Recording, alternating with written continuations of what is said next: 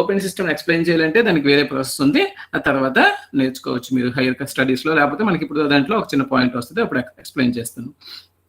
First propose చేసిన అతను Gibbs అనే సైంటిస్ట్ యాక్చువల్గా దీన్ని ప్రపోజ్ చేస్తాడు. మనకి formula P + F = C+2. P + F = C+2. P అంటే నెంబర్ ఆఫ్ ఫేజెస్, F అంటే degrees of freedom,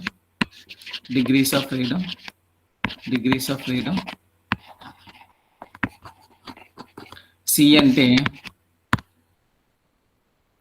number of components,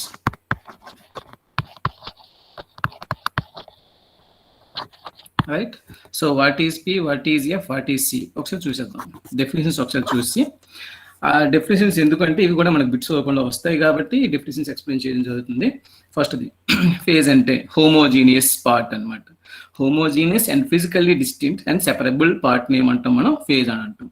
so మనకి ఫస్ట్ నెంబర్ ఆఫ్ ఫేజెస్ అనేది కావాలి. ఫేజ్ అంటే డెఫినేషన్ సింపుల్గా homogeneous and physically separable part ఏదైతే ఉందో దాన్ని ఏమంటాం మనం? ఫేజ్ అని అంటాం. ఓకే, ఇందులో మనకి ఫేజెస్లో తీసుకుంటే మిక్చర్ ఆఫ్ 2 గ్యాసెస్ ఎన్ని ఫేజెస్ కలిగి ఉంటుంది? మిక్చర్ ఆఫ్ 2 గ్యాసెస్ అంటే ఇప్పుడు మన ఎయిర్ ఉంది, సపోజ్ మీరు ఎయిర్ తీసుకున్నారు అనుకోండి, ఎయిర్లో బోల్డెన్ గ్యాసెస్లు ఉన్నాయి. సో అదంతా కలిపి ఒక ఫేజే కదా, మనకి అంతా ఎయిర్ లాగే కనిపిస్తుంది కదా, అందులో డిఫరెంట్ కలర్స్ ఏమీ కనిపించట్లేదు కాబట్టి. So mixture of 2 gases also consist of 1 phase, right. Mixture of 2 miscible liquids అది కూడా 1 phase కలిగి ఉంటుంది. ఇది మనకి బిట్స్ వస్తాయండి.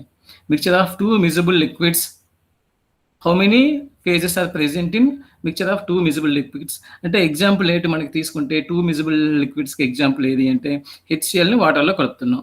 సో కలిపితే మీకు డిస్టింక్షన్ ఏం తెలుస్తుంది? అంతా హోమోజీనియస్గానే కనిపిస్తుంది, అంతా హోమోజీనియస్గా ఒకేలా కనిపిస్తుంది, హోమోజీనియస్ మిక్చర్ లాగే కనిపిస్తుంది. సో కాబట్టి మనకి సింగిల్ ఫేజ్, అది 1 phase సిస్టమ్, రైట్. తర్వాత మిక్చర్ ఆఫ్ 2 immiscible liquids అంటే మనకి క్లియర్గా వాటర్ ఆయిల్ మిక్స్ చేస్తే 2 సెపరబుల్ లేయర్స్ కనిపిస్తాయి కదా, కానీ వాటర్ని ఆయిల్ని మనం సెపరేట్ చేయగలం కాబట్టి వాటర్ ఒక ఫేజు, ఆయిల్ ఒక ఫేజు, కాబట్టి మిక్చర్ ఆఫ్ 2 immiscible liquids తీసుకుంటే 2 phases, రైట్. ఇప్పుడు నెక్స్ట్ సాలిడ్ లిక్విడ్ ఈక్విలిబ్రియంలో ఉంది. ఎన్ని ఫేజెస్ ఉంటాయి అంటే ఐస్ కరుగుతుంది, ఐస్ మెల్ట్ అవుతుంది అంటే ఎన్ని ఫేజెస్ ఉంటాయి? నాకుంటే 2 phases ఉంటాయి. ఏంటిది అంటే ఒకటి ఐస్, ఇంకోటి వాటర్. సో అది కూడా 2 phases సిస్టమ్, రైట్. తర్వాత లిక్విడ్ గ్యాస్ ఈక్విలిబ్రియంలో ఉంటే నెంబర్ ఆఫ్ ఫేజెస్ ఎన్ని? 2 phases. Solid vapour, right. అంటే నాఫ్థలిన్ ఉండలు మీరు తీసుకున్నారనుకోండి, నాఫ్థలిన్ ఉండలు మనకి బిల్లలు ఇంట్లో పెడతాము కానీ వాసన వస్తున్నాయి కదా, అంటే డైరెక్ట్గా లిక్విడ్ అవ్వకుండా వేపర్ అవుతుంది కదా, సాలిడ్ నుంచి ఏమవుతుంది? వేపర్ స్టేట్కి వెళ్తుంది కదా. అందులో ఉన్న ఫేజెస్ ఎన్ని? ఇది చెప్పాను మీకు ఫస్టే. అసలు ఫేజ్ రూల్ అనేది మనకి ఈ గిబ్స్ ఈక్వేషన్లో ఫేజ్ రూల్ ఏదైతే ఉందో అది క్లోజ్డ్ సిస్టమ్నే ఎక్స్ప్లెయిన్ చేస్తుందని మనం చెప్పుకున్నాం. సో ఇక్కడ సాలిడ్ తర్వాత వేపర్ అనేది క్లోజ్ సిస్టంలోనే ఉండాలన్నమాట. సో అది కూడా 2 phases. తర్వాత నెక్స్ట్ సాలిడ్ లిక్విడ్ వేపర్ చూసుకుంటే ఈ 3 చూసుకుంటే ఎన్ని ఫేజెస్ ఉన్నాయి? ఇందులో ఐస్ ఉంది, తర్వాత వాటర్ ఉంది, తర్వాత వేపర్ అంటే నీటి ఆవిరి, 3 కలిసి ఉన్నాయి. 3 కలిసి ఉంటే ఎన్ని ఫేజెస్ ఉన్నాయి? ఆవిరి వేరు, వాటర్ వేరు, ఐస్ వేరు. ఆ 3టిని మనం సెపరేట్ చేయగలం. 3 హోమోజీనియస్ పార్ట్స్ కాబట్టి మనకి ఎన్ని ఫేజెస్ ఉన్నాయంటే 3 phases ఉన్నాయండి. 3 phases ఉన్నాయి. సో అలాగే నెక్స్ట్ ఇక్కడికి వచ్చేద్దాం. ఇవి మనకి కొంచెం కాంప్లికేటెడ్ బిట్స్, ఇవన్నీ మనకి simple bits. Closed NaNH4Cl ammonium chloride మనం తీసుకుంటే NH4Cl ఏంటి? సాలిడ్. దాన్ని నేను హీట్ చేశాను, నాకు ఏ గ్యాసెస్ వస్తాయి? అమోనియా గ్యాస్ వస్తుంది, తర్వాత హెచ్సిఎల్ గ్యాస్ వస్తుంది, HCl gas, right. Ammonia and hydrochloric acid, ఇది ఇంటూ నాకు వస్తాయి. NH4Cl అమోనికల్ క్లోరైడ్ ఏదైతే ఉందో, అమోనియం క్లోరైడ్ ఏదైతే ఉందో, అది సాలిడ్ని తీసుకొని ఒక క్లోజ్డ్ సిస్టంలో పెట్టి దాన్ని హీట్ చేశాను. హీట్ చేస్తే నాకు NH3 గ్యాస్ వచ్చింది, HCl గ్యాస్ వచ్చింది. హైడ్రోక్లోరిక్ యాసిడ్ కూడా గ్యాస్ ఫామ్లో, ఈ రెండు గ్యాస్ ఫామ్లోనే ఉన్నాయి. ఇది సాలిడ్. ఇప్పుడు నాకు ఎన్ని ఫేజెస్ ఉన్నట్టు అంటే 2 ఫేజెస్ ఉన్నట్టు, ఒకటి సాలిడ్, ఇంకోటి గ్యాస్ ఫేజ్. సో 2 ఫేజెస్ ఉన్నాయి కాబట్టి దీనికి ఆన్సర్ 2, క్లోజ్డ్. అదే ఇది ఓపెన్ కూడా తీసుకోవచ్చు, ఆ తర్వాత చూద్దాం. రాంబిక్ సల్ఫర్, రాంబిక్ సల్ఫర్ తీసుకుంటే అంటే సల్ఫర్, మనకి సల్ఫర్కి ఎలక్ట్రోపీస్ 2 ఫార్మ్స్ ఉంటాయి. రాంబిక్ సల్ఫర్,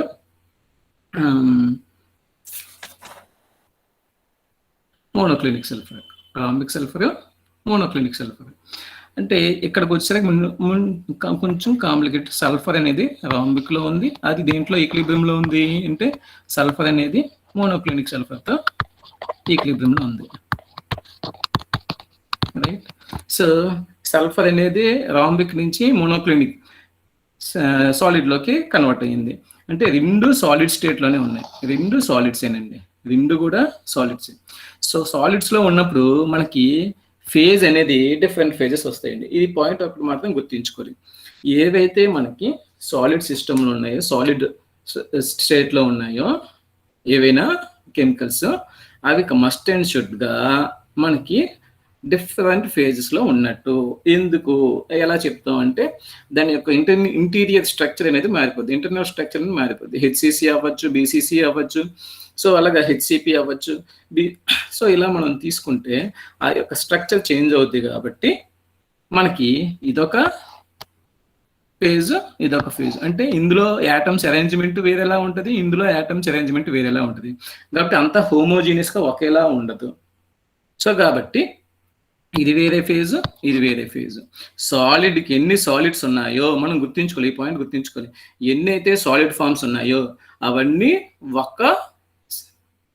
ఒక స్ట్రక్చర్లో ఉండవు. అందులో ఉన్న యాటమ్స్ అనేవి దాని యొక్క స్ట్రక్చర్ తీసుకుంటే దాని యొక్క యాటమ్స్ అరేంజ్మెంట్ అనేది డిఫరెంట్గా ఉంటుంది. కాబట్టి అవి ఎప్పుడు డిఫరెంట్ ఫేజ్లో మనకి ఉన్నట్టు.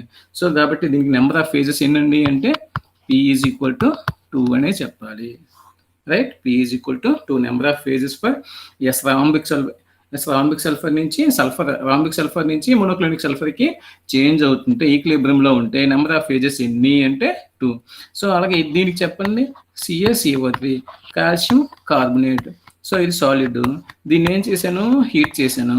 నాకు ఏమొస్తుంది అంటే కాల్షియం ఆక్సైడ్ వస్తుంది, calcium oxide solid plus CO2 gas.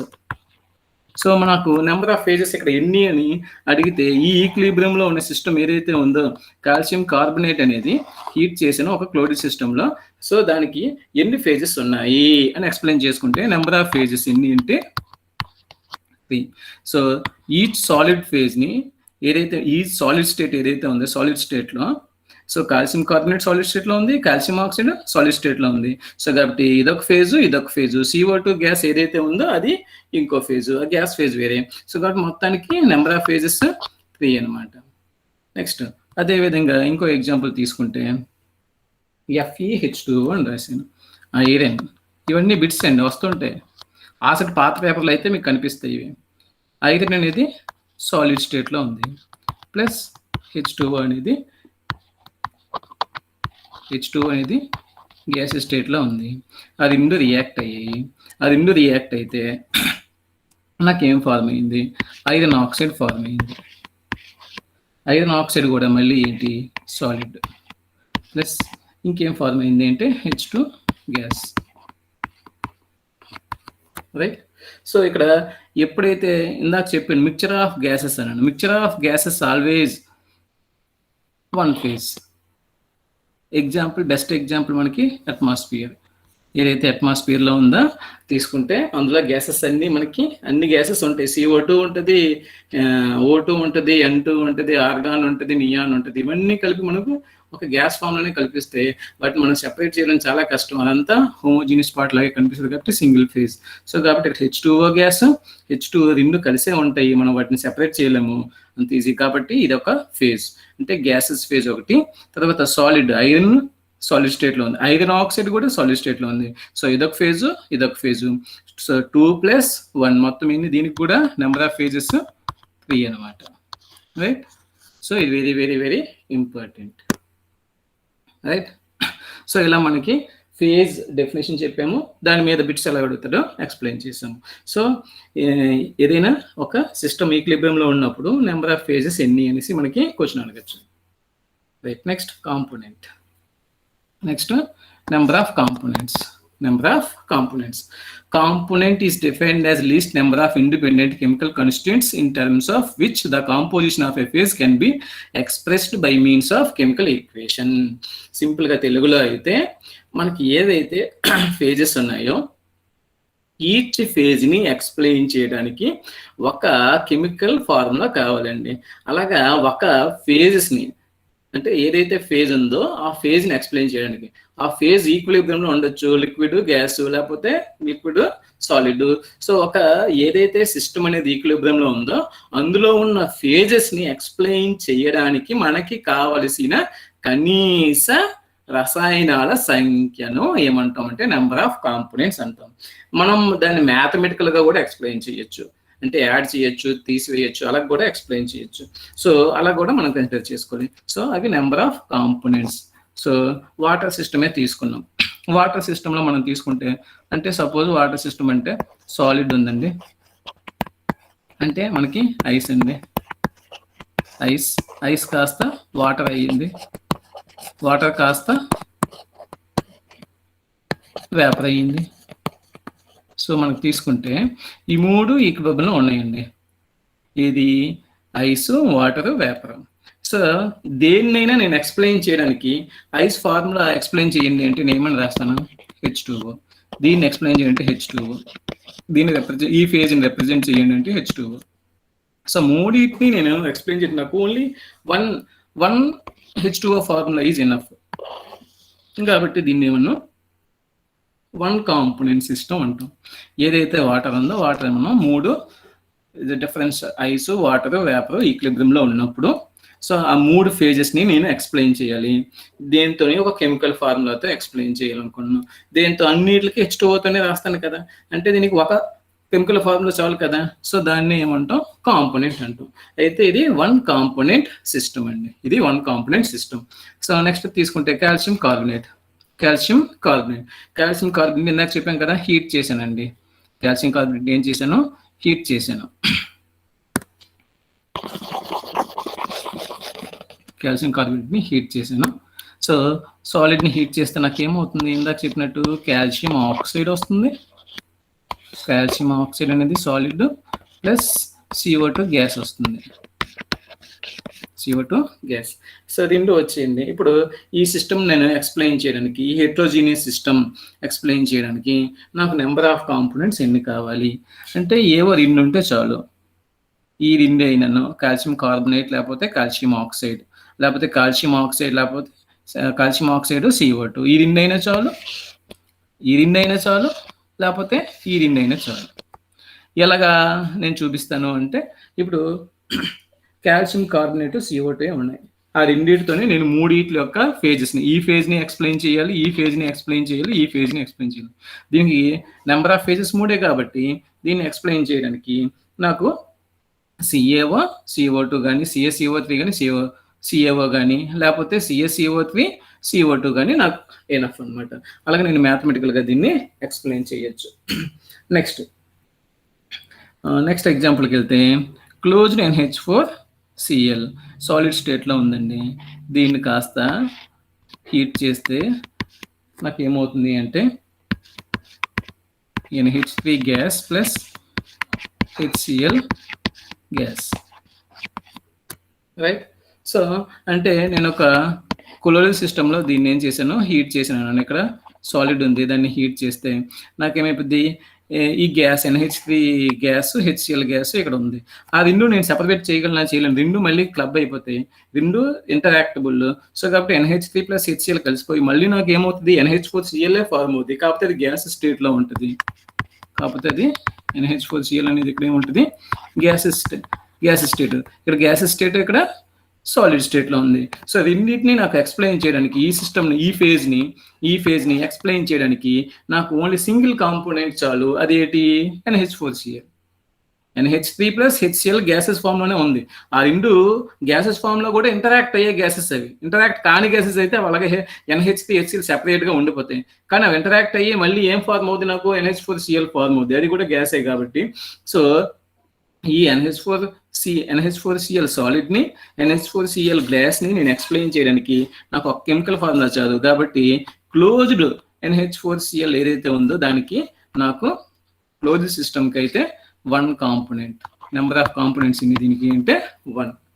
అలాగే ఓపెన్ తీసుకుంటే మళ్ళీ చేంజ్ అవుతుంది. చూద్దాం ఏమవుద్ది. ఇప్పుడు నేను ఇక్కడ హీట్ చేస్తే కొంత NH3 HCl గ్యాసెస్ ఉన్నాయి. ఈ రెండు గ్యాసెస్ లో ఏదో ఒక తేలిక గ్యాస్ ఉంటుంది కదా, అది ఏమైపోద్ది, బయటికి ఎగిరిపోద్ది అనమాట. సో కాబట్టి ఈక్విలిబ్రియం లో ఉండవు, అంటే NH3 HCl సమపాలలో మిక్స్ అవ్వ. మళ్ళీ కొంత HCl తేలిగ్గా ఉంది కాబట్టి అది ఈజీగా బయటకు వెళ్ళిపోద్ది. సో NH3 ఎక్కువ ఉంటుంది.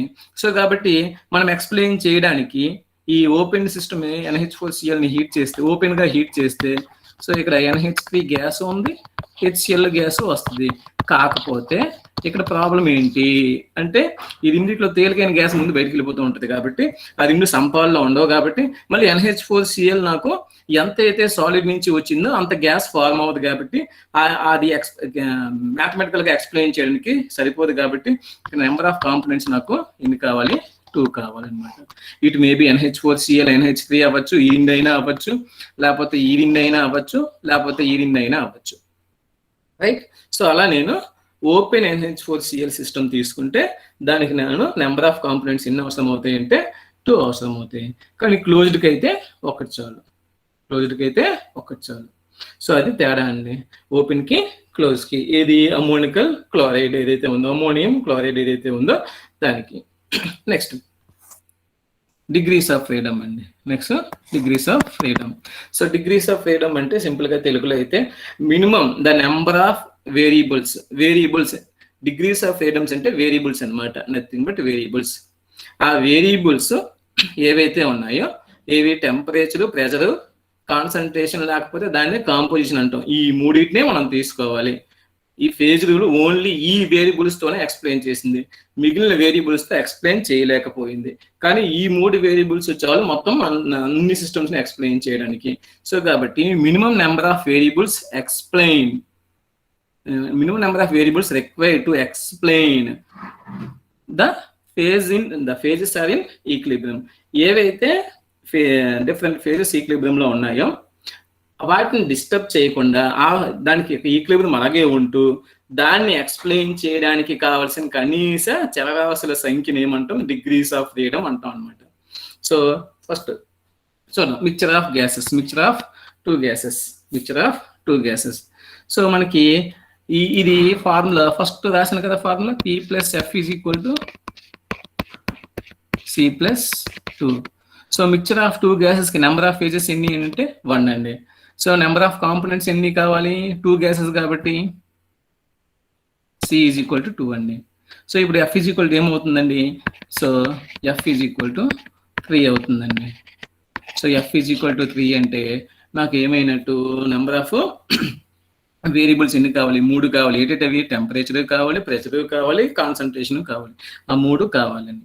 ఈ 2 గ్యాసెస్ ఏవైతే ఉన్నాయో అవి ఈక్విలిబ్రియం లో ఉన్నాయో ఆ సిస్టమ్ ఎక్స్ప్లెయిన్ చేయడానికి, ఇది ఈక్విలిబ్రియం డిస్టర్బ్ అవ్వకుండా దాని యొక్క సిస్టమ్ ఎక్స్ప్లెయిన్ చేయడానికి నాకు కావాల్సిన చరరాశుల సంఖ్య ఎన్ని అంటే 3. Next 1 mole or n mole of gas. So ఇప్పుడు చూసుకుంటే P+F = C+2 లో వేస్తే నెంబర్ ఆఫ్ ఫేజెస్ ఎన్ని, 1. Number of components 1, okay gas కాబట్టి. సో కాబట్టి F ఏమవుతుంది అంటే 1 + 2 - 1 that is equal to 2. So 2 కావాలి. అవి ఏవేవి అంటే టెంపరేచర్, ప్రెషర్. ఎందుకు, కాంపోజిషన్ ఫిక్స్డ్. దానికి కాన్సన్ట్రేషన్ ఫిక్స్డ్, నో వేరియబుల్ అనమాట కాన్సన్ట్రేషన్ అనేది. సో కాబట్టి ఇక్కడ టెంపరేచర్, ప్రెజర్ అనేవి వేరియబుల్స్ అండి. ఆ వేరియబుల్స్తో ఈక్విలిబ్రియం మనం ఎక్స్ప్లెయిన్ చేయొచ్చు. తర్వాత next water, vapour. Water, vapour ఇందులో ఉన్నాయి, ఈక్విలిబ్రియంలో ఉన్నాయి. ఎన్ని ఫేజెస్ ఉన్నాయి? P = 2, C = 1. సో వాటర్ అంటే H2O తో రిప్రజెంట్ చేస్తాం, దీన్ని కూడా H2O తో రిప్రజెంట్ చేస్తాం.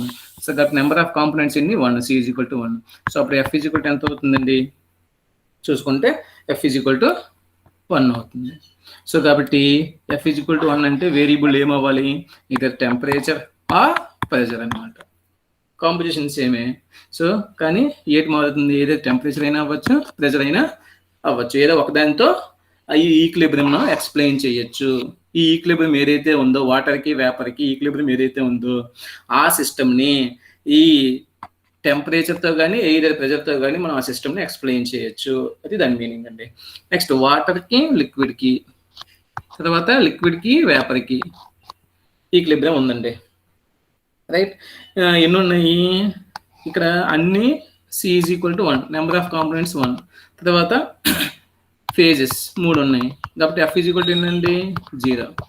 అంటే ఈ 3 ఈక్విలిబ్రియంలో ఉన్నప్పుడు ఈ ఈక్విలిబ్రియంని ఎక్స్ప్లెయిన్ చేయడానికి నాకేవి ఇంకా వేరియబుల్స్ ఏవి లేవు, ఇంకేవి నేను ఎక్స్ప్లెయిన్ చేయలేను ఆ ఈక్విలిబ్రియంని. సో ఒకవేళ ఏదైనా ఒకటి తీస్తాం అనుకోండి, వేపర్ ఈ స్టేట్ నుంచి, ఈ 3 ఈక్విలిబ్రియం నుంచి బయటకు వెళ్ళిపోయింది అనుకోండి, ఇంకా మనం ఏదో రెండే ఏముంటాయి? సారీ, ఇక్కడ వాటర్ కాదు, సాలిడ్ అండి. Solid means ice. Sorry, typing mistake. Ice, liquid, vapour. So 3 మనం తీసుకుంటే దీనికి F = 0. సో ఈ సిస్టమ్ ఏదైతే ఉందో ఈ సిస్టమ్ని డిస్టర్బ్ చేస్తే ఏదో ఒకటి ఎగిరిపోతుంది, వేపర్ కానీ, లిక్విడ్ కానీ, ఐస్ కానీ పోతుందండి. అప్పుడు ఓన్లీ 2 ఫేజెస్ సిస్టమే వస్తుంది. 2 ఫేజెస్ సిస్టమ్ ఎప్పుడైతే వచ్చిందో మళ్ళీ మనకి F = 1 అయిపోతుంది. సో 3 ఈక్విలిబ్రియంలో ఉంటే F = 0. నెక్స్ట్ దీనికి కూడా మీరు ఎక్స్ప్లెయిన్ చేయండి. మీరు ఈ ప్రాబ్లమ్స్ మీరు చేయండి. Close and H4Cl, open and H4Cl, దానికి నెంబర్ ఆఫ్ వేరియబుల్స్ ఎన్ని వస్తాయి చూసుకోండి. దీనికి ఎన్ని వస్తాయి అనేది మీరే నాకు తర్వాత సాల్వ్ చేసి చెప్పండి. సో దీనికైతే 1 వస్తుంది. ఎలా వస్తుందో చూడండి. దీనికైతే F = 2 వస్తుంది. సో అది ఎలా వస్తుందో మీరే చెక్ చేసుకోండి. తర్వాత ఇది జనరల్గా కొంచెం complicated bit. At STP mixture of 2 gases. At STP means మనకు తెలుసు, standard temperature and pressure. So కాబట్టి టెంపరేచర్, ప్రెజర్ అనేవి ఫిక్స్ అయిపోయి ఇక్కడ. అవి మరి మనం వేరియబుల్స్ అవ్వవు. ఫిక్స్ అంటే మరి కాన్స్టెంట్లు, వేరియబుల్స్ కావు. వేరియబుల్స్ అంటే చరరాశులు. అది చరరాశులు అంటే మారుతూ ఉంటాయి ఆ వాల్యూస్. ఆ వాల్యూస్ ఇక్కడ మారవు. సో అప్పుడు మిక్చర్ ఆఫ్ 2 gases కిందకి చేసాం కదండి. మామూలుగా మిక్చర్ ఆఫ్ 2 gases ఎంత వచ్చింది మనకి? ఇక్కడ చేస్తే F = 3 వచ్చింది. F = 3. సో ఆ F = 3 అంటే అందులో మనకి ఏటైతే ఉన్నాయన్నాం? Temperature, pressure, composition. కానీ అందులో ఏమయ్యాయి? 2 అనేవి ఆల్రెడీ ఫిక్స్ అయిపోయాయి ఇక్కడ. At standard temperature and pressure. So కాబట్టి మనకి ఇంకా ఒకటే ఉంది. అది కాంపోజిషన్. సో దీనికి ఆన్సర్ ఏంటి అంటే ఈ at STP mixture of 2 gases ఏమవుతుంది? F = 1. ఈ సిస్టమ్ని ఎక్స్ప్లెయిన్ చేయడానికి నాకు 1 వేరియబుల్ చాలు, అది కాంపోజిషనే. ఎందుకు? మిగిలిన కాన్స్టెంట్ ఫిక్స్ చేస్తాం, నాట్ ఏ వేరియబుల్స్. అలాగే at STP 1 mole of gas ఏమవుతుంది? F = 0 అవుద్ది. ఇందాక చూడండి, ఇక్కడ చేసాం ఆల్రెడీ, ఇక్కడ ఎక్స్ప్లెయిన్ చేసాం. సో F = 2 ఇక్కడ వచ్చింది. సో F = 2 అంటే మనకు 2 వేరియబుల్స్, అవేంటి? Temperature, pressure. కానీ ఆ 2 వేరియబుల్స్ కూడా ఇక్కడ ఏం చేస్తాం? ఫిక్స్ చేస్తాం అంటే STP కండిషన్ కాబట్టి. సో ఇంకా మనకి దానికి F = 0. సో F = 0 అయితే దాన్ని ఏమంటాము అంటే ఇన్వేరియంట్ సిస్టమ్ అంటామండి. ఇన్వేరియంట్ సిస్టమ్కి ఎగ్జాంపుల్ అని 4 ఆప్షన్స్ ఇవ్వచ్చు. 4 at STP 1 mole of gas, at STP mixture of 2 gases, అలా ఇచ్చాను అనుకోండి. ఓపెన్ అండ్ H4Cl, ఇలా ఇచ్చేస్తే మనకు ఆన్సర్ ఏం పెట్టాలి అంటే ఇది పెట్టుకోవాలి. అలా కూడా రివర్స్లో కూడా బిట్ రావచ్చు. తర్వాత ఇంకా నెక్స్ట్ బిట్కి వెళ్తే అట్ 1 atmospheric ప్రెషర్ వాటర్కి వేపర్ ఈక్విలిబ్రియంలో ఉంటే సో వాటర్ వేపర్ ఈక్విలిబ్రియంలో ఉంటే మామూలుగా అయితే మనకి ఎన్ని వచ్చాయి? వాటర్ వేపర్ ఈక్విలిబ్రియంలో ఉంటే F = 1 వచ్చింది. అంటే ఓన్లీ ఈ సిస్టమ్ని ఎక్స్ప్లెయిన్ చేయడం నాకు 1 వేరియబుల్ చాలు. అది 1 వేరియబుల్ చాలు. కానీ ఆ 1 వేరియబుల్ ఇక్కడ ఏమైపోయింది? ఇప్పుడు ఫిక్స్ అయిపోయింది. అట్ 1 atmospheric ప్రెషర్ అన్నాను. ఆ 1 వేరియబుల్ ఏంటి? నాకు వేరియబుల్ టెంపరేచర్ ఆ ప్రెషర్ ఏదో ఒకదానితో ఈ సిస్టమ్ని ఎక్స్ప్లెయిన్ చేయొచ్చు అన్నాము. సో ఈ సిస్టమ్ మధ్య ఉన్న ఈక్విలిబ్రియం ఎక్స్ప్లెయిన్ చేయడానికి ఏదో 1 వేరియబుల్ చాలు అన్నాము. సో కానీ అది కూడా 1 వేరియబుల్ కూడా ఇప్పుడు ఏం చేస్తాను? ఫిక్స్ చేస్తాను. కాబట్టి దీనికి F = 0 అండి. సో ఇది ఇన్వేరియంట్ సిస్టమ్. F = 1 అయితే యూనివేరియంట్ సిస్టమ్. F = 1 అయితే F = 2 అంటే బైవేరియంట్. F = 3 అయితే ట్రైవేరియంట్ సిస్టమ్ అంటాం. సో మనకి F should not be greater than 3. 3 కన్నా ఇంకా ఎక్కువ అవడానికి ఛాన్స్ లేదు.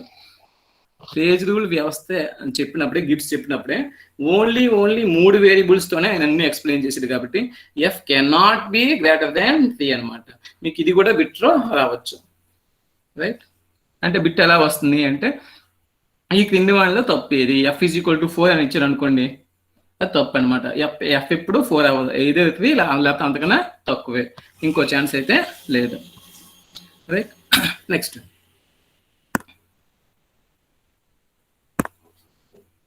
వన్ కాంపోనెంట్ సిస్టమ్ అండి. ఇంకా సిస్టమ్స్కి వెళ్తామండి.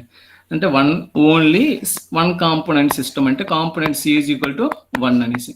2 కాంపోనెంట్ సిస్టమ్ అంటే C = 2 అక్కడ చదివాము ఆల్రెడీ. సో 1 కాంపోనెంట్ సిస్టంలో C = 1 కాబట్టి దానికి ఎగ్జాంపుల్ ఏది అంటే వాటర్ సిస్టమ్ ఎగ్జాంపుల్. వాటర్ సిస్టంలో మనకి చూసుకుంటే ఇదిగోండి మీకు డయాగ్రామ్ కనిపిస్తుంది కదండి, రైట్? డయాగ్రామ్ కనిపిస్తే ఇందులో చూస్తే ప్రెషర్కి టెంపరేచర్ మనకి ఏముంది? గ్రాఫ్ గీసాం. యాక్చువల్గా మనకి చరరాశులు ఎన్ని అన్నాము? 3.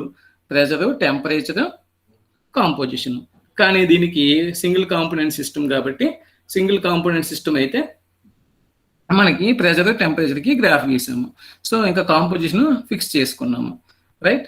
సో అలా తీసుకున్నప్పుడు ఇక్కడ మనకి వాటర్ సిస్టమ్ చూసుకుంటే ఇక్కడ గ్రాఫ్ క్లియర్గా చూసుకుంటే మనకి ఇక్కడ పాయింట్స్ కొన్ని రాసుకోవచ్చు. ఇదిగోండి, ఇది వేపర్ ఫేజ్ అన్నాము, ఇది వాటర్ ఫేజ్ అన్నాము, ఇది ఐస్ సాలిడ్ ఫేజ్ అన్నాము. సో ఇక్కడ నుంచి ఇది పాయింట్ O, రైట్? సో ఇక్కడ నుంచి ఇక్కడ CP అన్నారు. CP అంటే ఇక్కడ క్రిటికల్ పాయింట్ అనేసి. క్రిటికల్ పాయింట్ ఇందులో బిట్లు ఎలా వస్తాయి ఒకసారి డిస్కస్ చేసేద్దాం, రైట్? ఈ కర్వ్ని ఏమంటాము? అదే బిట్. ఈ కర్వ్ని ఏమంటాం? వాటర్కి వేపర్కి ఈక్విలిబ్రియం ఉంది. వాటర్కి వేపర్కి ఈక్విలిబ్రియంలో ఉంది. ఇక్కడ ఐసు వాటర్ ఎందులో ఉన్నాయి? ఈక్విలిబ్రియంలో ఉన్నాయి. ఇక్కడ వాటర్ వేపర్ ఈక్విలిబ్రియంలో ఉన్నాయి. ఇది ఐసు వేపర్ ఈక్విలిబ్రియంలో ఉన్నాయి, రైట్? ఇక్కడ ఈ కర్వ్ మీద చూసుకుంటే ఐస్కి వేపర్ ఈక్విలిబ్రియంలో ఉన్నాయి. ఈ కర్వ్ తీసుకుంటే సో ఇది O అన్నాము, ఇది A అనండి, ఇది B అనండి, ఇది C అనండి. OA కర్వ్ అనేది వాటర్కి వేపర్కి మధ్య ఈక్విలిబ్రియం సూచిస్తుంది. OC అనేది ఐస్కి వాటర్కి మధ్య ఈక్విలిబ్రియం చూపిస్తుంది ఈ కర్వ్ అనేది. OB అనేది ఐస్కి వేపర్కి మధ్య ఈక్విలిబ్రియంని ఎక్స్ప్లెయిన్ చేస్తుంది. మరి COB అనేది ఏరియా అనమాట. ఇదంతా ఐస్. BOA అనేది వేపర్, CO అనేది వాటర్, రైట్? ఇప్పుడు మనకి నెంబర్ ఆఫ్ ఈ వాటర్కి వేపర్ ఈక్విలిబ్రియంలో ఉంటే మనకి F ఎంత? నెంబర్ ఆఫ్ డిగ్రీస్ ఫ్రీడమ్ ఎన్ని? ఇందాక చేసాము. ఎంత వచ్చింది మనకి? F = అంటే 1 వచ్చింది, 1 వచ్చింది, రైట్?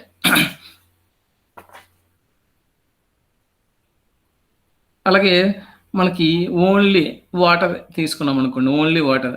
సో ఇక్కడ P = 1 కదండి, ఓన్లీ వాటర్ కాబట్టి ఫార్ములా వేసామంటే C = 1. ఇది 1 కాంపోనెంట్ సిస్టమ్ కాబట్టి అప్పుడు F ఎంత అవుతుంది? F = 2. సో దీనికి F = 2 సేమ్. సో దీనికి F = 2, రైట్? ఈ మూడింటికి 2. ఏదైతే సింగిల్ మొత్తం ఏరియాస్ ఉన్నాయో ఏరియాస్ అన్ని ఆల్వేస్ ఏరియాస్ అన్ని మీకు చూసుకుంటే ఏరియాస్కి F = 2 బైవేరియంట్ సిస్టమ్. కర్వ్స్ చూసుకుంటే కర్వ్స్ అన్ని F = 1. ఇంకా ఈ పాయింట్ O ఉంది. ఓని ఏమన్నాం ట్రిపుల్ పాయింట్ అంటాం. TP means triple point. అక్కడ ఏమవుద్ది అంటే ice, liquid, ice, water, vapour 3 ఏమున్నాయి ఈక్విలిబ్రియంలో ఎగ్జిస్ట్ అవుతున్నాయి. ఆ పర్టికులర్ టెంపరేచర్, ఆ పర్టికులర్ ప్రెషర్ వద్దే మనకి ఏమవుతుందంటే ఈక్విలిబ్రియం ఎగ్జిస్ట్ అవుతుంది. ఇవి ఐసు, వాటర్, వేపర్. దాన్ని మనం ఏమంటాం ట్రిపుల్ పాయింట్ అంటాం. సో అక్కడ F = 0 అండి. ట్రిపుల్ పాయింట్ వద్ద ఏరియాస్ వద్ద F = కర్వ్స్ వద్ద F = 1, పాయింట్స్ వద్ద F = 0 అండి. Right, F = 0. సో ఎలా మనం ఎక్స్ప్లెయిన్ చేసేవచ్చు. అయితే మనకి ఈ ట్రిపుల్ పాయింట్ ఏ టెంపరేచర్ వద్ద అవుతుంది, ట్రిపుల్ పాయింట్ ఏ ప్రెషర్ వద్ద అవుతుంది, బిట్లు రావచ్చు. సో అది మనం గుర్తుంచుకోవాలి. ఇంకా రఫ్గా అది గుర్తుంచుకోవడమే. సో ఇదైతే 0.0098 డిగ్రీ సెంటిగ్రేడ్, 0.0098 డిగ్రీ సెంటిగ్రేడ్. లేకపోతే మనకి ఇందులో అడగచ్చు, ఇది కెల్విన్లో 273.16 కెల్విన్. లేకపోతే ఫారెన్ హీట్లో అయితే 32.01 డిగ్రీ ఫారెన్ హీట్. ఇది ఇక్కడ ప్రెషర్ వచ్చేసరికి 4.558 mm of Hg, millimeters of mercury.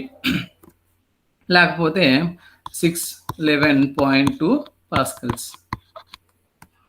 అంతేనండి. ఇంకా క్రిటికల్ పాయింట్ అంటాం. అంటే ఈ పాయింట్ తర్వాత మనకు ఉన్నది ఏది, దేనికి ఈక్విలిబ్రియంలో ఉంది, వాటర్కి వేపర్కి ఈక్విలిబ్రియంలో ఉంది. ఈ పాయింట్ తర్వాత మరి ఆ రెండు మిక్స్ అయిపోతాయి. దాన్ని ఏమంటాం క్రిటికల్ ఫ్లూయిడ్ సిస్టమ్ అంటాం. దాన్ని critical state, super critical state అంటాం. లేకపోతే దాన్ని సూపర్ క్రిటికల్ స్టేట్. అక్కడ ఏమవుతుంది అంటే మనం ఎక్స్ప్లెయిన్ చేసుకుంటే అంత గ్యాస్ ఫేజ్లోనే ఉంటుంది. వాటర్ యొక్క డెన్సిటీ, గ్యాస్ యొక్క డెన్సిటీ రెండు క్లబ్ అయిపోయి ఓన్లీ ఒక సింగిల్ ఫేజ్ ఎగ్జిస్ట్ అవుతుంది. ఆ ఫేజ్ని మనం సూపర్ క్రిటికల్ స్టేట్ అంటాము, సూపర్ క్రిటికల్ ఫేజ్ అంటాము. అక్కడ చూసుకుంటే ఓన్లీ గ్యాస్ ఫేజ్ ఎగ్జిస్ట్ అవుతుంది. ఈ తర్వాత అంతా మరి ఇంకా లిక్విడ్ ఎగ్జిస్ట్ అవ్వదు. ఫ్లూయిడ్ అంటాం, సూపర్ క్రిటికల్ ఫ్లూయిడ్స్ అంటాం వాటిని. రైట్, ఈ టెంపరేచర్ ఎంత అంటే 374 డిగ్రీ సెంటిగ్రేడ్. సో మిగిలిన మీరు చేంజ్ చేసుకోండి. దానికి 273 కలిపితే మనకి కెల్విన్లోకి వస్తుంది. సో అలా మనకి చేంజ్ చేసుకోవచ్చు. నెక్స్ట్ ఏ ప్రెషర్ వద్ద 218.5 mm of Hg అనమాట. రైట్, సో అలా మనం ఈ వాటర్ సిస్టమ్ మీద బిట్లో ఇవే వస్తాయి. ఎంత మించి మరి అయితే మీకు రావు. లేదు ఇంకా బిట్ వచ్చింది అంటే ఎలా వస్తుందో ఒకసారి ఎక్స్ప్లెయిన్ చేస్తాను.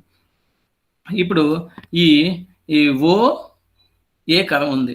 OA కర్వ్ని కొంచెం ప్రెషర్ ఇంక్రీజ్ చేస్తే ఏమవుతుంది? OA కర్వ్ ఇది. OA కర్వ్ ఒకసారి చూద్దాం. ఇది OA కర్వ్. రైట్, ఈ OA కర్వ్ మీద కాకుండా కొంచెం నేను ప్రెషర్ని అంటే టెంపరేచర్ కాన్స్టెంట్గా టెంపరేచర్ ఒక పర్టికులర్ టెంపరేచర్ మెయింటైన్ చేస్తూ ప్రెషర్ కానీ పెంచితే వాటర్కి వేపర్కి ఉన్న ఈక్విలిబ్రియం ఎటువైపు షిఫ్ట్ అవుతుంది అంటే వాటర్ వైపు షిఫ్ట్ అవుతుంది అని చెప్పాలన్నమాట. ఎందుకు ప్రెషర్ పెరిగితే అది ఏ స్టేట్లోకి వెళ్తుంది? వేపర్ నుంచి వాటర్ స్టేట్లోకి వెళ్తుంది. సో ఆ లిక్విడ్ స్టేట్లో అనేసి మెన్షన్ చేసుకోవాలి. అలాగైనా బిట్ రావచ్చు. రైట్, అదో బిట్. సో ఇది ఇందులో వచ్చే మ్యాక్సిమం బిట్స్ అండి.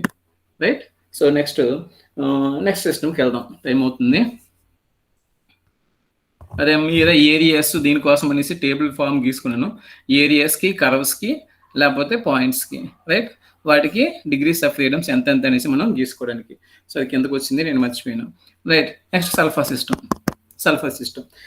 సిస్టమ్ కూడా మనకి C = 1 కాంపోనెంట్ సిస్టమ్ అండి. C = 1 అనేది 1 కాంపోనెంట్ సిస్టమ్. సో ఇందులో నెంబర్ ఆఫ్ ఫేజెస్ ఎన్ని ఉంటాయి అంటే మనకి చూసుకుంటే S rhombic, S monoclinic, liquid sulphur, తర్వాత వేపర్. రైట్, ఈ 4 ఉంటాయండి. ఈ 4 ఈక్విలిబ్రియంలో ఎక్కడైనా ఎగ్జిస్ట్ అవుతాయంటే 4 ఈక్విలిబ్రియంలో ఎక్కడ ఎగ్జిస్ట్ అవ్వవు. ఈ డయాగ్రామ్ చూస్తే ఈ B పాయింట్ వద్ద మీరు చూసుకుంటే ఈ బి పాయింట్ అనే వద్ద సో మీకు ఏమవుతుంది అంటే అక్కడ రాంబిక్ సల్ఫర్కి వేపర్ సల్ఫర్ వేపర్ ఏదైతే ఉందో ఆ రెండింటికి ఈక్లిబ్రియం ఉంది. ఇంకా ఏది ఉంది? Rhombic sulphur, monoclinic sulphur, vapour, ఈ 3 ఇక్కడ ఉన్నాయి.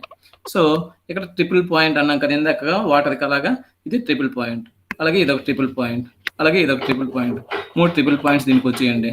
సో ఎక్కడైతే ట్రిపుల్ పాయింట్ ఉందో అక్కడ F = 0 అండి. F = 0, right. ఏవైతే లైన్స్ వచ్చాయో లైన్స్కి F = 1 అండి. ఇక్కడ కూడా ఉన్నాం, సేమ్ ఫాలో అయిపోవచ్చు, ఎందుకంటే 1 కాంపోనెంట్ సిస్టమ్ కాబట్టి. నెక్స్ట్ ఏరియాకి వచ్చేసరికి F = 2. F = 2, right. ఇంకా ఈ డాట్స్ లైన్స్ ఉన్నాయి కదండి, అవి సూపర్ కూల్డ్ సిస్టమ్స్ అంటాము. అక్కడ కూడా చెప్పాల్సింది ఇది వాటర్ సిస్టమ్కి, అది చెప్పలేదు. సో అంటే సూపర్ కూలింగ్ సిస్టమ్ అంటే ఏంటి అంటే మనం టెంపరేచర్ని తగ్గిస్తూ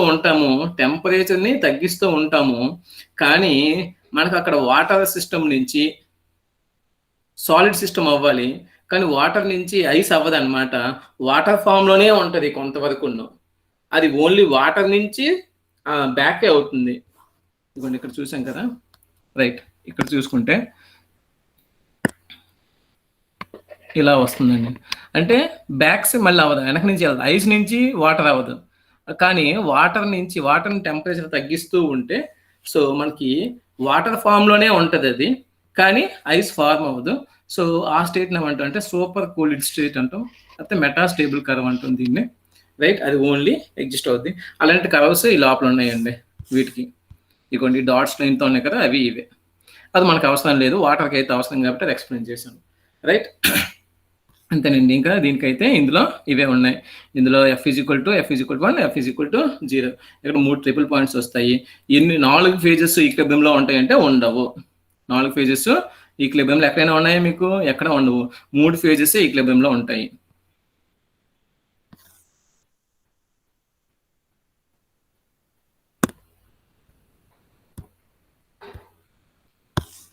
నెక్స్ట్ సిస్టమ్కి వెళ్ళిపోతామండి. Condensed phase system. Condensed phase system అంటే ఏంటి? ఒకసారి ఎక్స్ప్లెయిన్ చేసుకుందాం. అంటే మనకి సాలిడ్కి, లిక్విడ్కి, వేపర్ 3 తీసుకున్నాం, రైట్. ఈ 3 చూసుకుంటే మనకి ఈ ప్రెజర్ అనేది దేని మీద ఎక్కువ ఎఫెక్ట్ ఉంటుంది? వేపర్ స్టేట్ మీదే ఉంటుందండి. ప్రెజర్ అనేది ఓన్లీ వేపర్ స్టేట్ మీద ఉంటుంది. సాలిడ్కి, లిక్విడ్కి ఏదైతే ఉందో దానికి మీరు ఎంత ప్రెషర్ అప్లై చేసినా అందులో వచ్చిన చేంజ్ శూన్యమండి. చాలా చాలా చాలా చాలా తక్కువ అండి, నెగ్లిజిబుల్ అనమాట, ఆల్మోస్ట్ నెగ్లిజిబుల్. సో కాబట్టి దీని మీద ప్రెషర్ మనం పెట్టినా సో ఈ స్టేట్స్లో ఏమీ మార్పు ఉండదు, కానీ వేపర్ స్టేట్ మీద అది ఎఫెక్ట్ చూపిస్తుంది. సో దాన్ని మనం ఏమంటామంటే కండెన్స్డ్ ఫేజ్ సిస్టమ్ అంటాం. అంటే మనకి డిగ్రీస్ ఆఫ్ ఫ్రీడమ్ ఏవైతే ఉన్నాయో F = మనకి ప్రెజరు, టెంపరేచరు, ఇంకోటి C కాన్సన్ట్రేషన్ లేకపోతే కాంపోజిషన్ అన్నామండి. ఈ 3 చెప్పాము. కాకపోతే ఇందులో ఇప్పుడు ప్రెజర్ అనేది ఎఫెక్ట్ చూపించదు. వేటికి? సాలిడ్ లిక్విడ్ ఈక్లిబ్రియం ఏవైతే ఉన్నాయో వాటికి మనకి ప్రెషర్ అనేది ఓన్లీ ఎఫెక్ట్ చూపించదు. ఓన్లీ దీని గురించి మనం చెప్తాం. ఇది వేపర్ స్టేట్ని కంప్లీట్గా ఇక్కడ మర్చిపోతాం అనమాట. దీనికి మెటల్ స్టేట్ ఏవైతే ఎల్లాయ్ సిస్టమ్ని ఎక్స్ప్లెయిన్ చేయడానికో, ఎల్ఐస్ ఏవైతే ఉన్నాయో, మిశ్రమ లోహాలు ఏవైతే ఉన్నాయో వాటికి ఎక్స్ప్లెయిన్ చేస్తున్నప్పుడు మనం వేపర్ ఫేజ్ని పూర్తిగా కంప్లీట్గా మర్చిపోవచ్చు. ఆ మర్చిపోవడాన్ని అంటే ఎఫెక్ట్ ఏమి చూపించడు. సో వేపర్ సిస్టమ్ మనం కావాలంటే హై టెంపరేచర్ కావాలి, మనకు అవసరం లేదు అక్కడ. సో కాబట్టి ప్రెషర్ ఏమీ ఎఫెక్ట్ ఉండదు. అప్పుడు ఓపెన్ సిస్టమ్ అయిపోతుంది. సాలిడ్కి, లిక్విడ్కి వచ్చేసరికి ఓపెన్ సిస్టంలో మనం చేసేవచ్చు అనమాట. సో అప్పటికి ఇందులో ప్రెషర్ అనేది ఉండదు కాబట్టి అప్పుడు మనకి P + F = C+1 అండి. P + F = C+1. ఆ సిస్టమ్ మనం ఇప్పుడు ఎక్స్ప్లెయిన్ చేసుకుందాం. ఇందులో -1 చేసాను, C+2 కదా, అందులో ఏం తీసాను? Fలో నుంచి ఒకటి తీసేయాలి. ఏంటది? ప్రెషర్ అనమాట. అది కట్ చేస్తే నాకు P + F = C+1. దీన్నే రెడ్యూస్డ్ ఫేజ్ సిస్టమ్ అంటాము, రెడ్యూస్డ్ ఫేజ్ రూల్ అంటాము, లేకపోతే కండెన్స్డ్ ఫేజ్ సిస్టమ్ అంటాం, రైట్. ఇప్పుడు మనం 2 కాంపోనెంట్ సిస్టమ్కి వెళ్దామండి. దీనికన్నా ముందు ఎక్స్ప్లెయిన్ చేసే ముందు మనకి చిన్న పాయింట్స్ చెప్పుకుందామండి. కండెన్స్డ్ ఫేజ్ సిస్టంలో మనకి ఇక్కడ ఎక్స్ప్లెయిన్ చేస్తున్నప్పుడు సాలిడ్కి, లిక్విడ్కి అన్నాం. అంటే 2 మెటల్స్ ఏవైనా ఉన్నాయనుకోండి, ఏవైనా మెటల్స్ ఆర్ మెటలాయిడ్స్, ఏవైనా 2 మెటల్స్ మనం కంబైన్ చేస్తే ఆ 2 లిక్విడ్ స్టేట్లో ఏవైనా కొత్త కెమికల్స్ ఫామ్ చేయొచ్చు, లేకపోతే ఫామ్ చేయకపోవచ్చు. They will be form a new compound or they will be as it is. A chemical compound form చేయకుండా ఆ 2 మిక్చర్లో ఉంటాయి, కానీ ఆ 2 ఒకదానితో ఒకటి ఇంటరాక్ట్ అవ్వవు, కానీ 2 లిక్విడ్లో ఉంటాయి. సో అలాంటి సిస్టంలో ఉన్నప్పుడు మనం నెక్స్ట్ ఎక్స్ప్లెయిన్ చేసుకుంటామండి.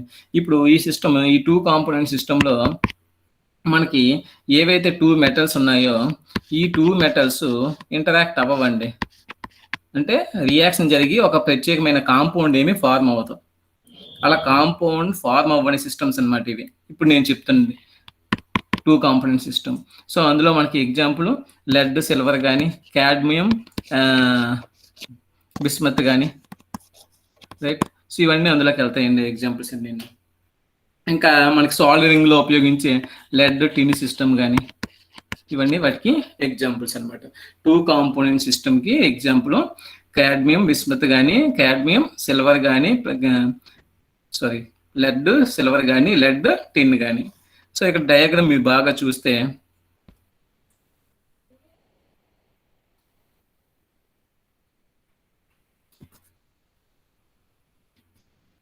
Right.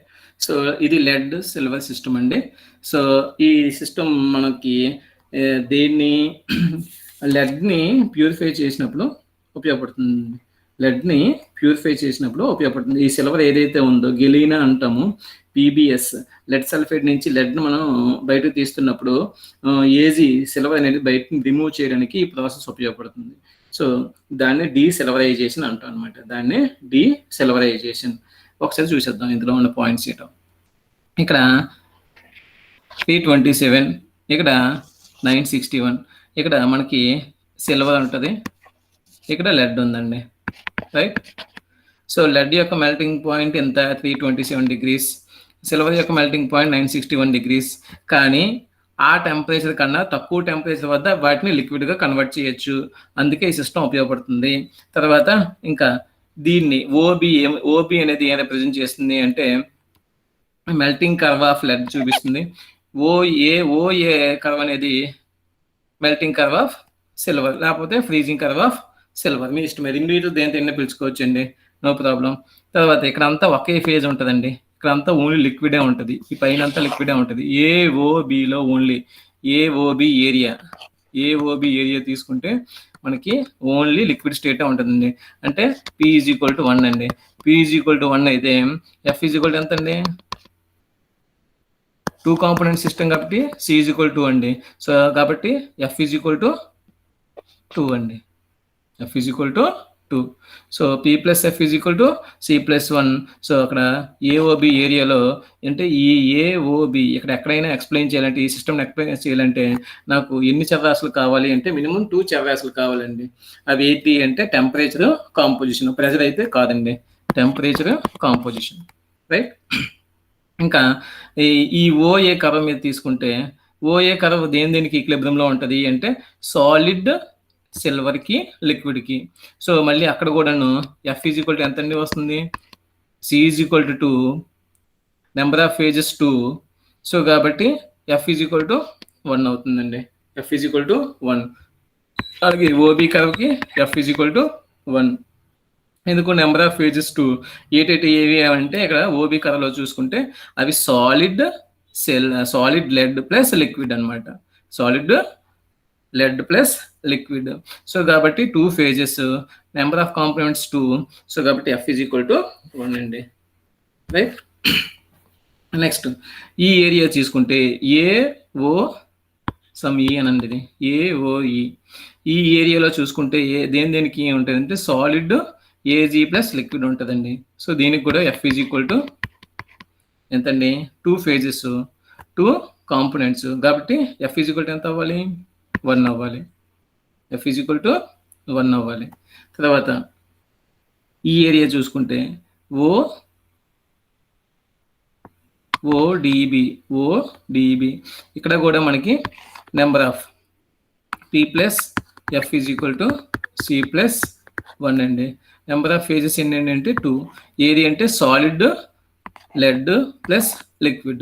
So 2 plus F is equal to, see number of components 2 plus 1, 2 cancel అయిపోతే F is equal to 1 అండి. ఇది కూడా యూనివేరియంట్ సిస్టమే, ఇది కూడా యూనివేరియంట్ సిస్టమే. ఈ ఓ అనే పాయింట్ వద్ద చూసుకుంటే యుటెక్టిక్ పాయింట్ అంటాం, అంటే సులభ ద్రవీకరణ బిందువు. అంటే ఇప్పుడు సిల్వర్ని కానీ లెడ్ని కానీ మనం అంత టెంపరేచర్ ఇచ్చి దాన్ని మెల్ట్ చేయక్కర్లేదు. ఈ ఎంత 303 డిగ్రీ సెంటీగ్రేడ్ వద్దే మనం ఏం చేసి ఇవ్వచ్చు, సిల్వర్ని కానీ లెడ్ కానీ మెల్ట్ చేసి ఇవ్వచ్చు, ద్రవీకరించి ఇవ్వచ్చు. అందుకే ఈ టెక్నిక్ ఉపయోగపడుతుందండి. అంటే కాకపోతే ఏం చేయాలి, ఆ సిల్వర్కి లెడ్ కలపాలి. ఎంత లెడ్ ఉండాలి అంటే, సో 2.6% ఆఫ్ సిల్వర్ ఉండాలి, 97.4% ఆఫ్ లెడ్ ఉండాలి. ఆ కాంపోజిషన్లో ఉంటే కరిగిపోతుంది అనమాట.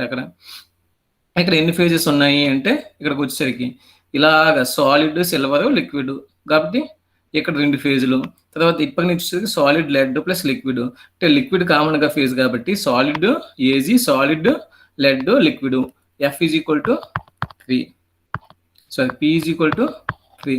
So P is equal to 3 కాబట్టి ఎఫ్ ఈజ్ ఈక్వల్ టు ఏమవుతుంది, 0 అవుతుంది. అంటే యుటెక్టిక్ పాయింట్ ఏదైతే ఉందో పాయింట్స్ వద్ద ఇప్పుడు ఎఫ్ ఈజ్ ఈక్వల్ టు 0.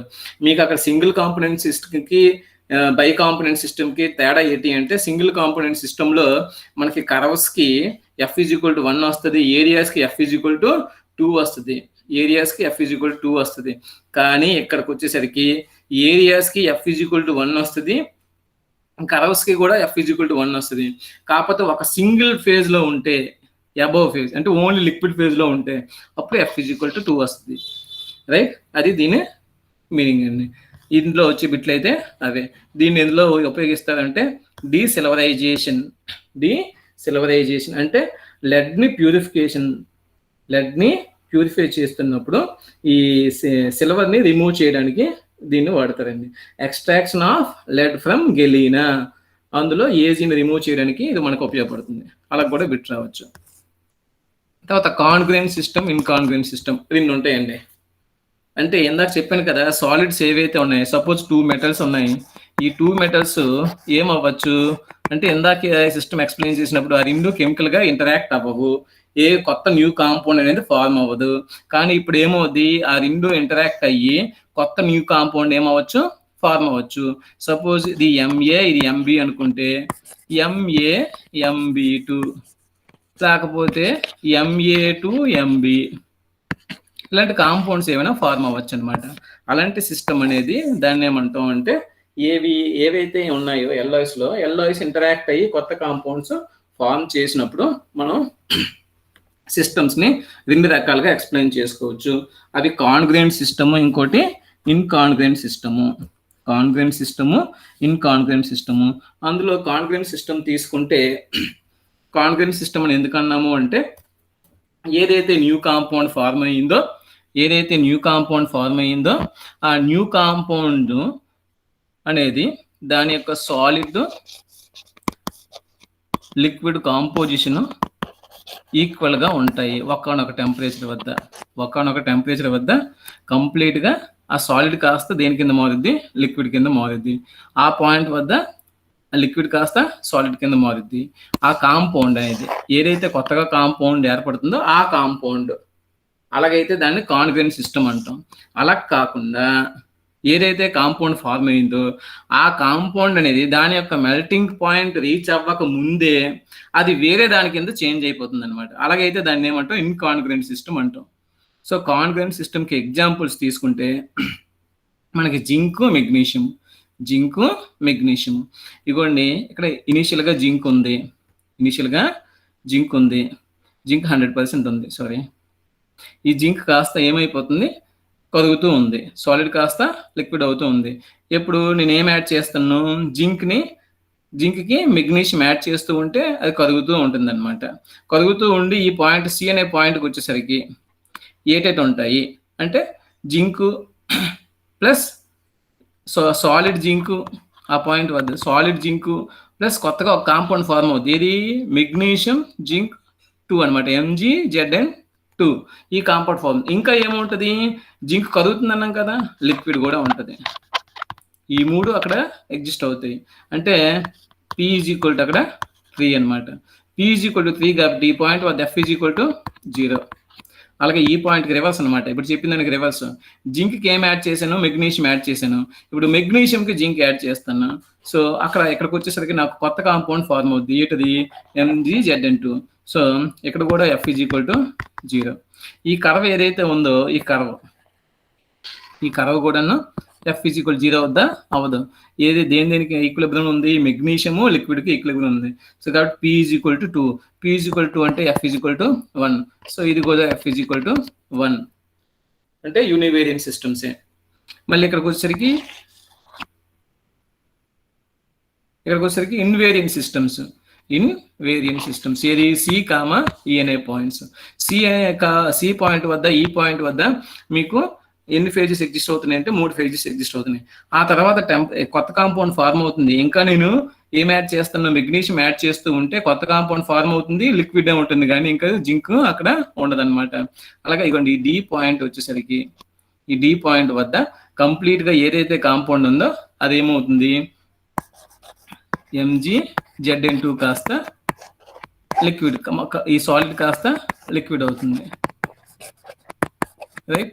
అంటే ఈ పాయింట్ వద్ద సాలిడ్ స్టేట్ లోని లిక్విడ్ స్టేట్ లోని కాంపోజిషన్ సేమ్ గా ఉంటే దాన్ని ఏమంటాం? కాంగ్రుయెంట్ మెల్టింగ్ పాయింట్ అంటాం అనమాట. అది ఏది? ఈ కొత్తగా కాంపౌండ్ ఏదైతే ఫార్మ్ అయిందో ఆ కాంపౌండ్ అనమాట.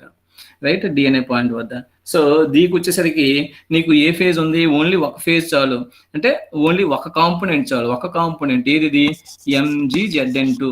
అదే సాలిడ్ ని ఎక్స్ప్లెయిన్ చేస్తుంది, లిక్విడ్ ని ఎక్స్ప్లెయిన్ చేస్తుంది. ఈ పాయింట్ వద్ద మరి జింక్ కానీ మెగ్నీషియం కానీ ఉండదు.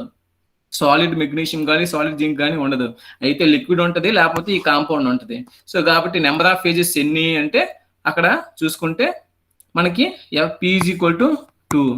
కానీ నెంబర్ ఆఫ్ కాంపోనెంట్స్ ఎక్స్ప్లెయిన్ చేయడానికి C ఈజ్ ఈక్వల్ 1 చాలు. ఇక్కడ ఈ పాయింట్ వద్ద 2 అవసరం లేదు.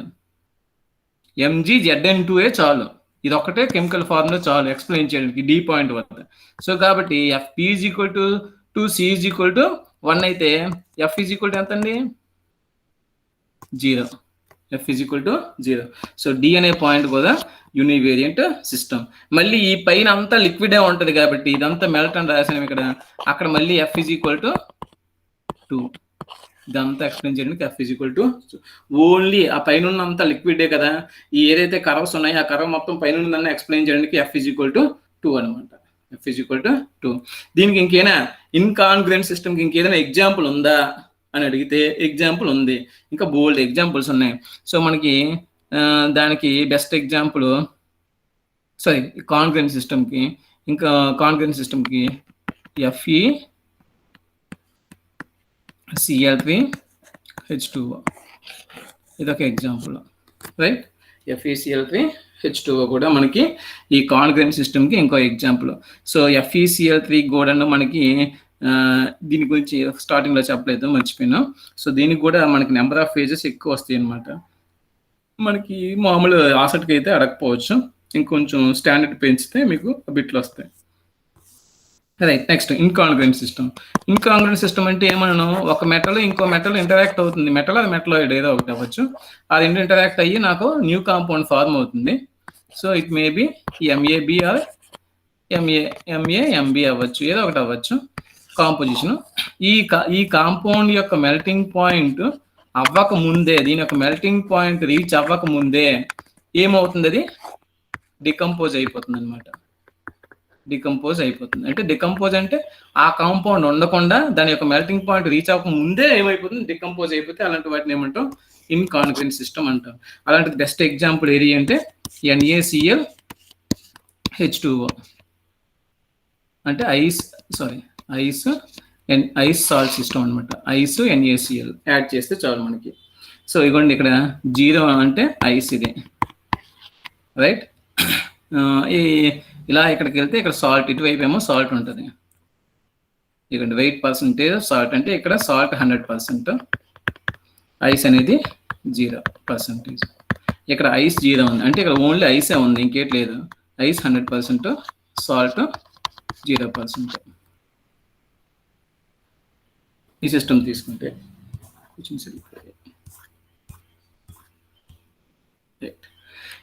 తీసుకుంటే మళ్ళీ చూడండి, ఐస్కి నేను సాల్ట్ యాడ్ చేస్తూ ఉంటే ice plus salt water form అవుతుంది. 10% సాల్ట్ వాటర్ బ్రెయిన్ సొల్యూషన్ అంటాం. సో అది అవసరం లేదు, ఐస్ ప్లస్ లిక్విడ్ అనమాట. అలా లిక్విడ్ ఫార్మ్ అవుతుంది. ఈ పాయింట్కి వచ్చేసరికి నాకు కొత్త కాంపౌండ్ ఫార్మ్ అవుతుంది. ఇదిగోండి ఇక్కడ అన్నాం కదా, ఎంఏఎంబి అనే కాంపౌండ్ లాంటిది NaCl2H2 అనే కాంపౌండ్ ఇక్కడికి వచ్చేసరికి కొత్త కాంపౌండ్ ఫార్మ్ అవుతుంది. తర్వాత యాజ్ యూజువల్గా ఏమవుతుంది మనకి, నెక్స్ట్ నుంచి మనకి టెంపరేచర్ మళ్ళీ ఇంక్రీజ్ చేస్తూ ఉంటే ఈ న్యూ కాంపౌండ్ ఏదైతే ఉందో అది మెల్ట్ అవ్వడం స్టార్ట్ అవుతుంటుంది. అంటే న్యూ కాంపౌండ్ ఏదైతే ఉందో దాని యొక్క మెల్టింగ్ కర్వ్ ఇది ఐస్ యొక్క మెల్టింగ్ కర్వ్ ఇది, రైట్. సో అలా మనం ఎక్స్ప్లెయిన్ చేసుకోవచ్చు. ఈ పాయింట్ వద్ద మనకి F = 0. తర్వాత ఇంకా ఈ కర్వ్ అయితే F = 1. ఈ కర్వ్ కూడా కర్వ్స్ అన్ని F = 1.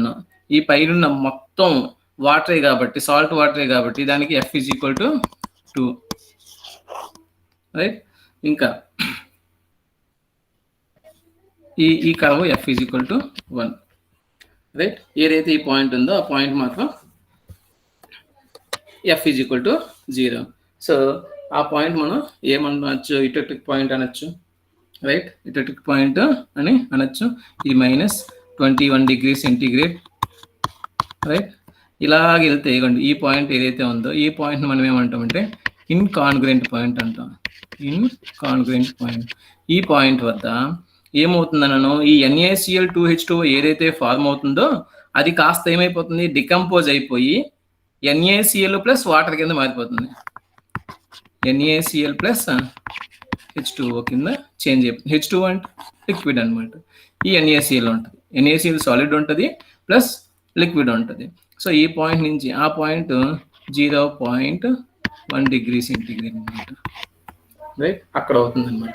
ఇది ఈ పాయింట్ మనం ఏమంటాం, ఇన్కాన్గ్రుయెంట్ పాయింట్. ఈ పాయింట్ వద్ద మళ్ళీ మనకి F = 0. ఇన్కాన్గ్రుయెంట్ పాయింట్ వద్ద కూడా F = 0. సో ఇలా మనం ఇన్కాంగ్రుయెంట్ సిస్టమ్ని ఎక్స్ప్లెయిన్ చేసుకోవచ్చు. దీనికి ఇంకేదైనా ఎగ్జాంపుల్ ఉందా అంటే NaCl ఐ సిస్టమ్ కాకుండా అంటే ఇంకో ఎగ్జాంపుల్ ఉంది, అది Na2SO4H2O system, right. 10H2O Na4H2O 10H2O system అనేది ఇంకో నెక్స్ట్ ఎగ్జాంపుల్ అనమాట, రైట్. సో ఈ ఐస్ ప్లస్ సాల్ట్ ఏదైతే ఉందో వీటినే మనం ఫ్రీజింగ్ మిక్చర్స్ అంటాం, సో వాటిని మనం ఉపయోగించుకోవచ్చు. దాన్ని ఉపయోగించుకొని లో టెంపరేచర్ మనం క్రియేట్ చేసుకోవచ్చు. సో మనం వాటిని ఏమంటాం, క్రయోజెనిక్స్ అంటాం కదా, క్రయోహైడ్రిక్ పాయింట్స్ అంటాము. అలా మనం KiH2O సిస్టమ్, దాన్ని KaH2O సిస్టమ్ కూడా వెళ్తుంది. కాకపోతే అది ఇన్కాన్గ్రుయెంట్ సిస్టమ్ కాదు, కానీ మనకు టెంపరేచర్ తగ్గించడానికి ఉపయోగపడుతుంది అనమాట.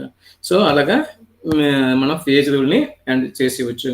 ఇంకా ఫేజ్ రూల్లో వచ్చే ఇంకొక బిట్ ఏదైనా ఉంది అంటే అది మనకి నెంబర్ ఆఫ్ ఫేజెస్ అనేవి, మ్యాక్సిమం ఫేజెస్ ఎన్ని ఎగ్జిస్ట్ అవ్వచ్చు అంటే అది ఒక్కసారి చూసి క్లోజ్ చేసిద్దాం. నెంబర్ ఆఫ్ ఫేజెస్ అనమాట. అంటే మనకి C = 1. C = 1 అంటే సింగిల్ కాంపోనెంట్ సిస్టంలో మనకి డిగ్రీస్ ఆఫ్ ఫ్రీడమ్స్ F = ఏమవుతుంది, 1 - P + 2. So number of phases మనకి ఎన్నో అవ్వచ్చు సింగిల్ ఫేజ్లో, 1 కాంపోనెంట్ సిస్టంలోని. మ్యాక్సిమం 1 + 2 అంటే 3 - P అంటే ఫేజెస్ మ్యాక్సిమం 3 ఎగ్జిస్ట్ అవుతాయి, 3 కన్నా ఎక్కువ ఎగ్జిస్ట్ అవ్వవు. సపోజ్ ఇప్పుడు రాంబిక్ సల్ఫర్ తీసుకున్నాం అనుకోండి, rhombic sulphur, monoclinic sulphur system తీసుకుంటే అది కూడా C = 1. మనకి F = అప్పుడు ఏమవుద్ది, 1 - 4 + 2, దట్ మీన్స్ 3 - 4 దట్ ఈజ్ = -1. అంటే 4 ఫేజెస్ ఒక దగ్గర ఎగ్జిస్ట్ అవ్వ అని చెప్పడానికి నిదర్శనం ఇది. F = -1 అనేది అసలు ఎగ్జిస్ట్ అవ్వదు. అయితే ఒక సిస్టమ్ని మనం వేరియబుల్స్తో ఎక్స్ప్లెయిన్ చేయాలంటే either ఏ వేరియబుల్తో ఎక్స్ప్లెయిన్ చేయలేకపోవచ్చు, లేకపోతే 1 or 2 or 3 వేరియబుల్స్తో ఎక్స్ప్లెయిన్ చేయొచ్చు. ఇక్కడ మైనస్ వేరియబుల్స్ వెళ్ళిపోయింది. సో కాబట్టి 4 ఫేజెస్ అనేవి ఒకే దగ్గర ఎగ్జిస్ట్ అవ్వవు. సో ఇలా బిట్ మనకి అడగచ్చు. తర్వాత బై కాంపోనెంట్ సిస్టమ్కి వెళ్తే C = 2కి వెళ్ళాం అనుకోండి, అప్పుడు మనకి F = C minus P plus 2. So దాని ప్రకారం చూసుకుంటే సి మైనస్ పి ప్లస్ 2లో 2 number of components 2 P plus 2 కాబట్టి మనకి ఏమవుద్ది 4 మైనస్ పి. సో అప్పుడు నెంబర్ ఆఫ్ ఫేజెస్ ఎన్ని ఎగ్జిస్ట్ అవ్వచ్చు? 4 ఫేజెస్ అనేవి ఈక్విలిబ్రియం ఎగ్జిస్ట్ అవ్వచ్చు. ఎప్పుడు 4 ఫేజెస్ ఎగ్జిస్ట్ అయితే ఎఫ్ ఈజ్ ఈక్వల్ టు 0 అవుతుంది. 5 ఫేజెస్ ఎగ్జిస్ట్ అవ్వవు, ఎఫ్ మైనస్లోకి వెళ్ళిపోతుంది. సో కాబట్టి బై కాంపోనెంట్ సిస్టమ్ ఏదైతే ఉందో, బై కాంపోనెంట్ సిస్టంలో మనకి మ్యాక్సిమం నెంబర్ ఆఫ్ ఫేజెస్ 4 అనేవి ఈక్విలిబ్రియంలో ఉండడానికి ఛాన్స్ ఉంది. అది బిట్టుగా అడగచ్చు, కాంప్లికేటెడ్ బిట్టుగా అడగచ్చు ఎవరైతే. సో ఇవి మనకి ఫేజ్ రూల్స్ వచ్చే బిట్స్ అండి. Next dilute solutions. Dilute solutions అయితే వెరీ చాలా ఈజీ కదా, మనకు తెలిసినవి ఇవన్నీ. డైల్యూట్ సొల్యూషన్ అంటే ఏమంటాం జనరల్గా? సొల్యూట్ అనేది తక్కువ ఉండాలి, సాల్వెంట్ అనేది ఎక్కువ ఉండాలి. సొల్యూట్ క్వాంటిటీ చాలా తక్కువ ఉంటే వాటిని ఏమంటాం? డైల్యూట్ సొల్యూషన్స్ అంటాం. అయితే కాలిగేటివ్ ప్రాపర్టీస్ అని అంటే కాలిగేటివ్ ప్రాపర్టీస్ ఓన్లీ డైల్యూట్ సొల్యూషన్స్కే ఎక్స్ప్లెయిన్ చేస్తాము. అది కాలిగేటివ్ ప్రాపర్టీ అంటే మీనింగ్ ఏంటి అంటే మనకి సింపుల్గా ఎక్స్ప్లెయిన్ చేసుకుంటే నెంబర్ ఆఫ్ పార్టికల్స్ మీద డిపెండ్ అవుద్ది. నెంబర్ ఆఫ్ పార్టికల్స్ దాని యొక్క నేచర్ మీద డిపెండ్ అవ్వదు, అది గుర్తుంచుకోవాలి. నేచర్ మీద డిపెండ్ అవ్వకుండా ఓన్లీ సొల్యూట్ పార్టికల్స్ ఏవైతే ఉన్నాయో వాటి మీదే డిపెండ్ అయితే వాటిని ఏమంటాం? కాలిగేటివ్ ప్రాపర్టీస్ అంటాం. ఫస్ట్ ది వేపర్ ప్రెషర్ అంటే at a certain temperature the pressure exist by the vapour of a liquid is called vapour pressure. So ఒక నిర్దిష్ట ఉష్ణోగ్రత వద్ద ఏదైతే ఒక లిక్విడ్ ఉందో ఆ లిక్విడ్ ఎగ్జిబిట్ చేసిన ప్రెషర్ ఏదైతే ఉందో వేపర్ ప్రెషర్, దాన్ని వేపర్ ప్రెషర్ అని అంటాం. ఒక కాన్స్టెంట్ టెంపరేచర్ వద్ద ఏదైతే లిక్విడ్ ఉందో లిక్విడ్ ఉపరితలం మీద నుంచి కొన్ని బయటికి వచ్చేస్తుంటే అవి ఎంత ప్రెషర్ని చూపిస్తే ఆ ప్రెషర్ని మనం వేపర్ ప్రెషర్ అంటాం. So next, when a non volatile solute is dissolved in a pure solvent it's vapour pressure decreases. ఇది మనకి కామన్గా తెలిసింది. So this is called lowering of vapour pressure. అంటే ఏంటి అంటే, సపోజ్ ప్యూర్గా ఒక లిక్విడ్ తీసుకున్నాం, ఆ లిక్విడ్కి ఏమైనా పార్టికల్స్ని యాడ్ చేసామన్నాం. ఆ లిక్విడ్స్కి ఏమైనా పార్టికల్స్ యాడ్ చేస్తే ఏమవుతుంది? సర్ఫేస్ మీద కొన్ని పార్టికల్స్ ఇలా ఉండిపోతాయి. సో ఏవైతే ప్యూర్ సాల్వెంట్, ఇప్పుడు వాటర్ ఉంది, వాటర్కి నేను ఇది ప్యూర్ వాటర్ మాలిక్యూల్స్ కొన్ని బయట తన్ని వచ్చేస్తుంటాయి. అవి అంత ఇక్కడ క్లోజ్ చేస్తే అవి ఎంత ప్రెషర్ చూపించి నాకు తెలుస్తుంది. సో ఇప్పుడు అలా కాకుండా ఈ సర్ఫేస్ మీద ఏం చేశాను? కొన్ని NaCl సాల్ట్ని యాడ్ చేశాను, లేకపోతే షుగర్ని యాడ్ చేశాను. అప్పుడు ఏమవుతుంది? కొన్ని పార్టికల్స్ అనేవి సర్ఫేస్ మీద ఉంటాయి, కొన్ని లోపల ఉంటాయి NaCl. అప్పుడు ఈ వాటర్ బయటకు రాకుండా ఈ NaCl ఏం చేస్తే ఆపుతాయి. సో కాబట్టి దానివల్ల ఏమవుతుంది? బయటకు వచ్చిన వాటర్ మాలిక్యూల్స్ ఏవైతే ఇక్కడైతే ఎక్కువ వస్తాయి, ఇక్కడైతే తక్కువ వస్తాయి అన్నమాట. సో అప్పుడు ప్రెషర్ ఏమైపోద్ది? తగ్గిపోద్ది. దాన్నే లోవరింగ్ ఆఫ్ వేపర్ ప్రెషర్ అన్నాం. దీన్ని అయితే మనం P0 అనుకుంటే దీన్ని PS అనొచ్చు, లేకపోతే P అనుకోవచ్చు. నేను P అంటున్నాను ప్రతిసారి, సో అందుకే అవి నోట్ చేసుకోవచ్చు. రైట్, ప్రతిసారి నేను P అంటాను అనమాట. సో కాబట్టి నాకు ఏమైంది అంటే ఇది P0, ఇది ప్యూర్ సాల్వెంట్, వాటర్ది. ఆ వాటర్కి ఏవైనా కలిపాను, ఏదో ఒకటి కలిపినప్పుడు దాని యొక్క వేపర్ ప్రెషర్ ఏమైపోయింది? తగ్గిపోయింది. అది PS ఆర్ P. రైట్, దాన్ని మనం P0 మైనస్ P, దాన్ని ఏమంటాం? లోవరింగ్ ఆఫ్ వేపర్ ప్రెషర్ అంటాం.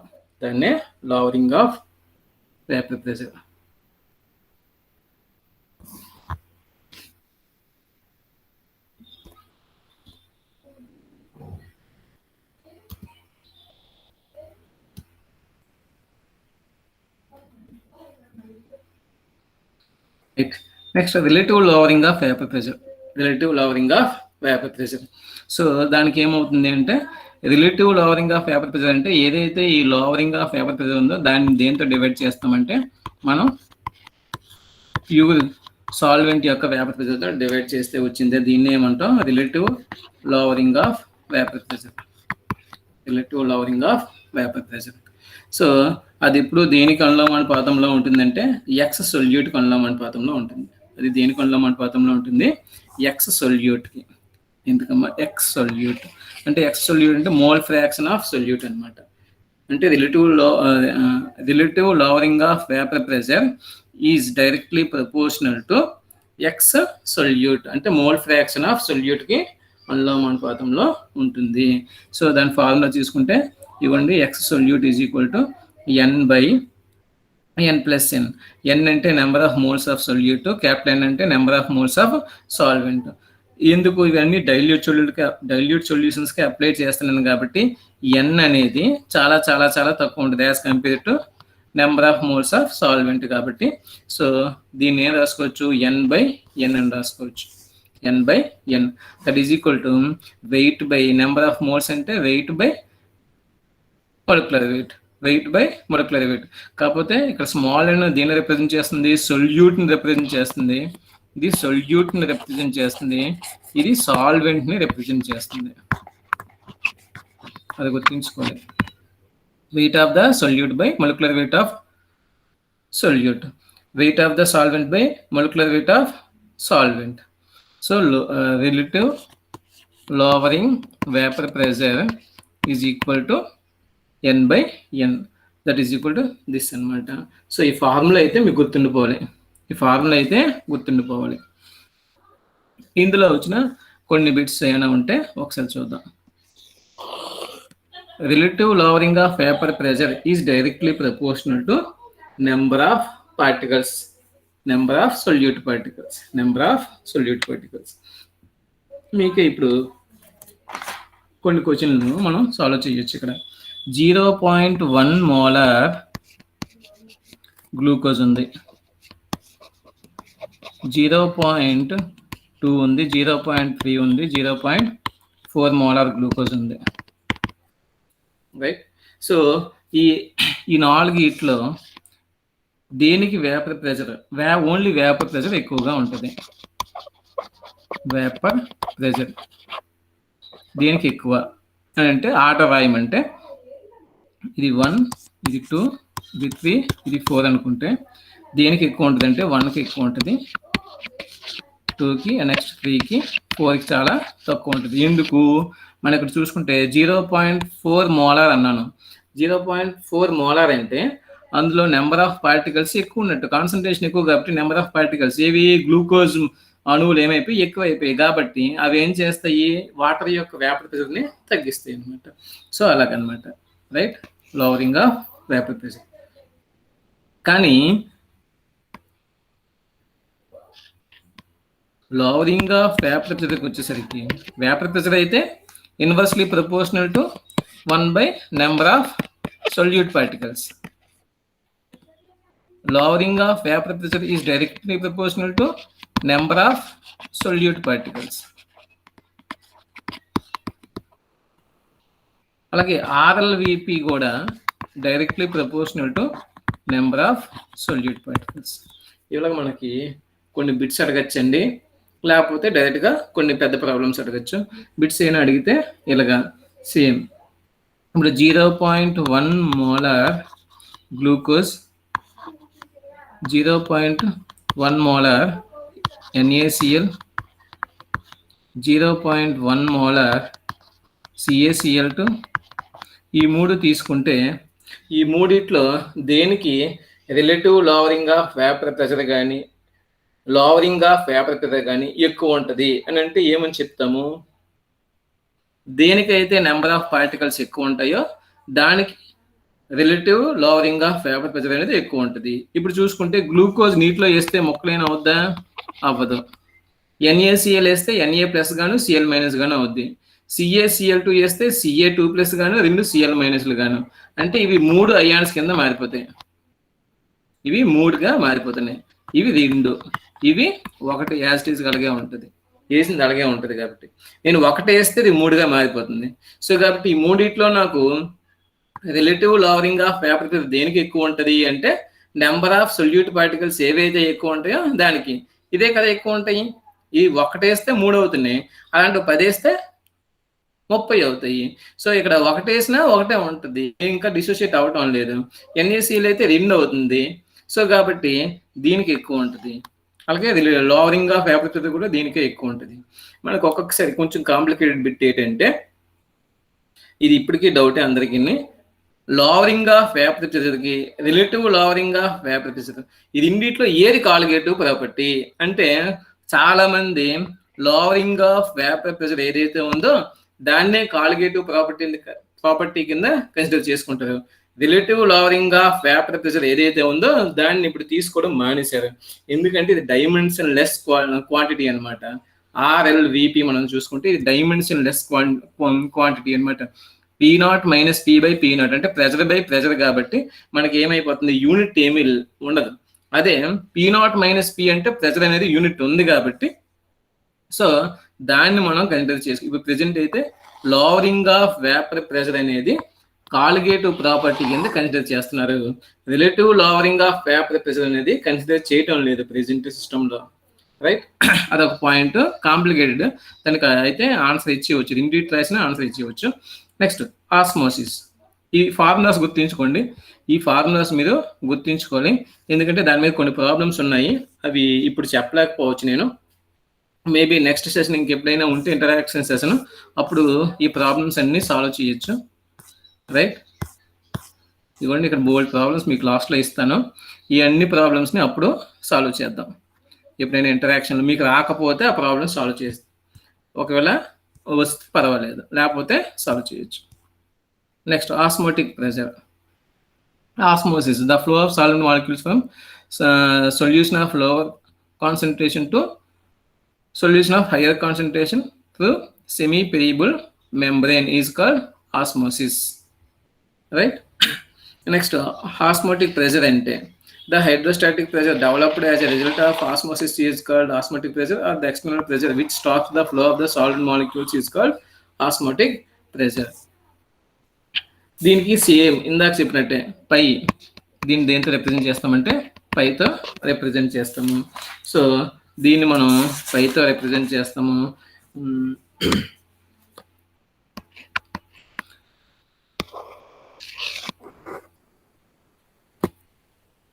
దీనికి కూడా same, pi is directly proportional to the number of solute particles.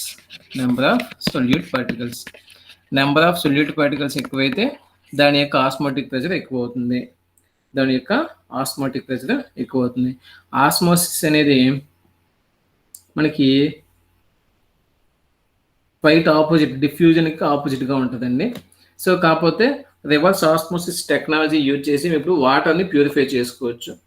Reverse osmosis technology use చేసి వాటర్ని ప్యూరిఫై చేస్తున్నారు, ఏవైతే సీ కంట్రీస్ ఉన్నాయో అవి, రైట్? మనకు వచ్చిన బిట్ అయితే pi directly proportional to number of solute particles.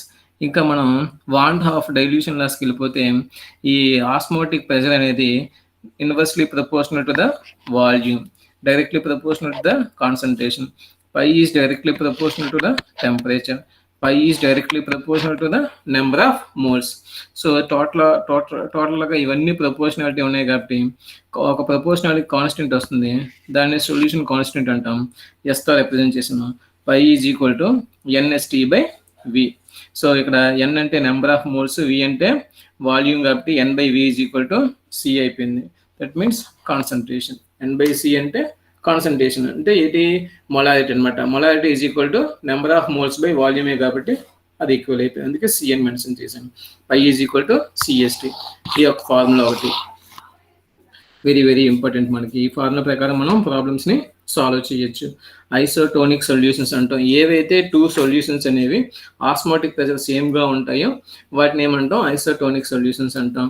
ఏవైతే టూ సొల్యూషన్స్లో ఒకదానికి హై ఆస్మోటిక్ ప్రెషర్ ఉంటుందో దాన్ని హైపర్టోనిక్ సొల్యూషన్ అంటాం. దేనికైతే లో ఆస్మోటిక్ ప్రెషర్ ఉంటుందో టూ సొల్యూషన్స్లో దాన్ని హైపోటోనిక్ సొల్యూషన్స్ అంటాం. దాన్ని హైపోటోనిక్ సొల్యూషన్. రెండు ఈక్వల్ అయితే దాన్ని ఐసోటోనిక్ అంటాం. ఎక్కువైతే ఏదైతే ఎక్కువ ఉందో దాన్ని హైపర్టోనిక్ అంటాం, తక్కువ ఉంటే హైపోటోనిక్ అంటాం. మనం ఆస్మోటిక్ ప్రెషర్ని ఏ సిస్టమ్ ద్వారా మనం మెజర్ చేయొచ్చు అంటే ఏ ఎక్స్పెరిమెంటల్ సిస్టమ్ ద్వారా మనం మెజర్ చేయొచ్చు అంటే బెర్క్లీ హార్ట్లే మెథడ్ అనేసి సిస్టమ్తో మనం ఎక్స్ప్లెయిన్ చేయాలి. బెర్క్లీ హార్ట్లే మెథడ్ ప్రకారం మనం ఆస్మోటిక్ ప్రెషర్ని ఎక్స్పెరిమెంటల్గా డిటర్మిన్ చేయొచ్చు. సో అలా మనం ఎక్స్ప్లెయిన్ చేసుకోవచ్చు. ఇంకా ఈ పైలో అన్ని యూనిట్స్ మెన్షన్ చేసుకోవాలి. చూడండి, ప్రతిసారి ఎక్స్ప్లెయిన్ చేసినప్పుడు, ప్రాబ్లమ్ సాల్వ్ చేసినప్పుడు అయితే యూనిట్స్ చూసుకోవాలి. ఇక్కడ వి అనేది ఎందులో ఉండాలి, లీటర్స్లో ఉండాలి. ఎన్ అనేది number of moles.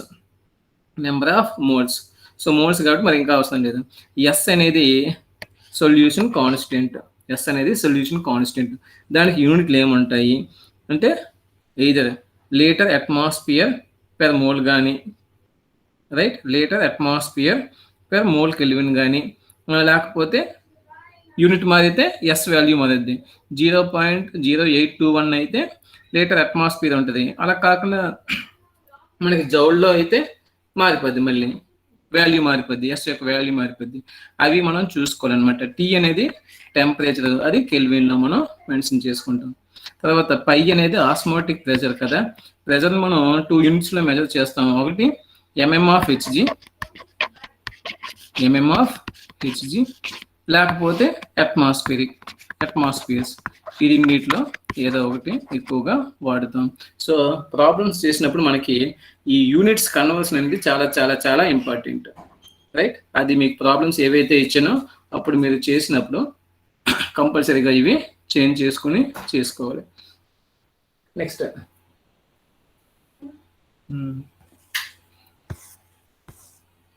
Boiling point అంటే మీ అందరికీ తెలిసిందే.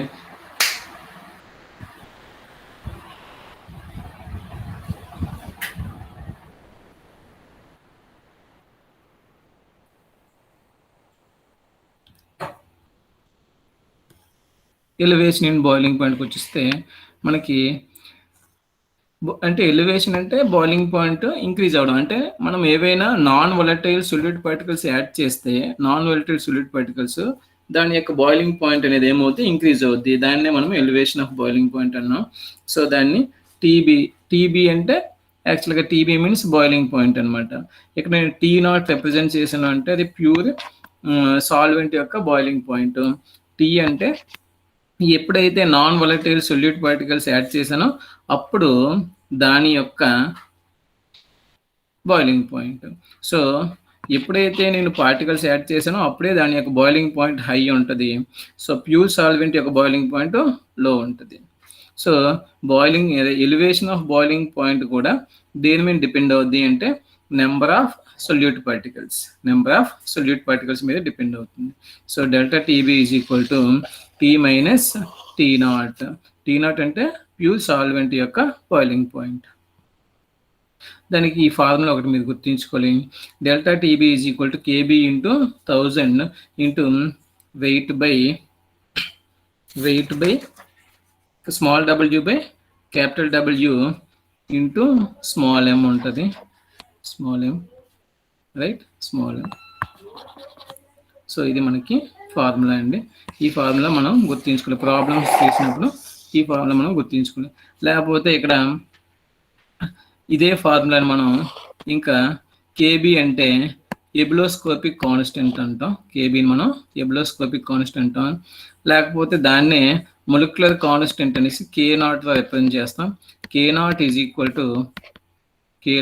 ఈక్వల్ టు ఏదైతే KB ఉందో KB by 10.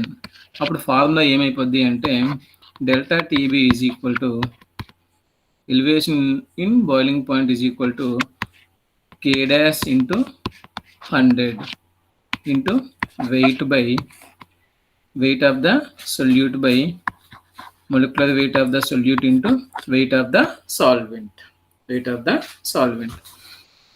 KB is equal to eboloscopic constant. KB is equal to R into T0 square by 1000 into LV. LV means latent heat of vaporization అంటాం. అంటే అసలు liquid కి vapour కి చేంజ్ అవ్వడానికి ఎంత heat require అవుతుంది అనేది LV.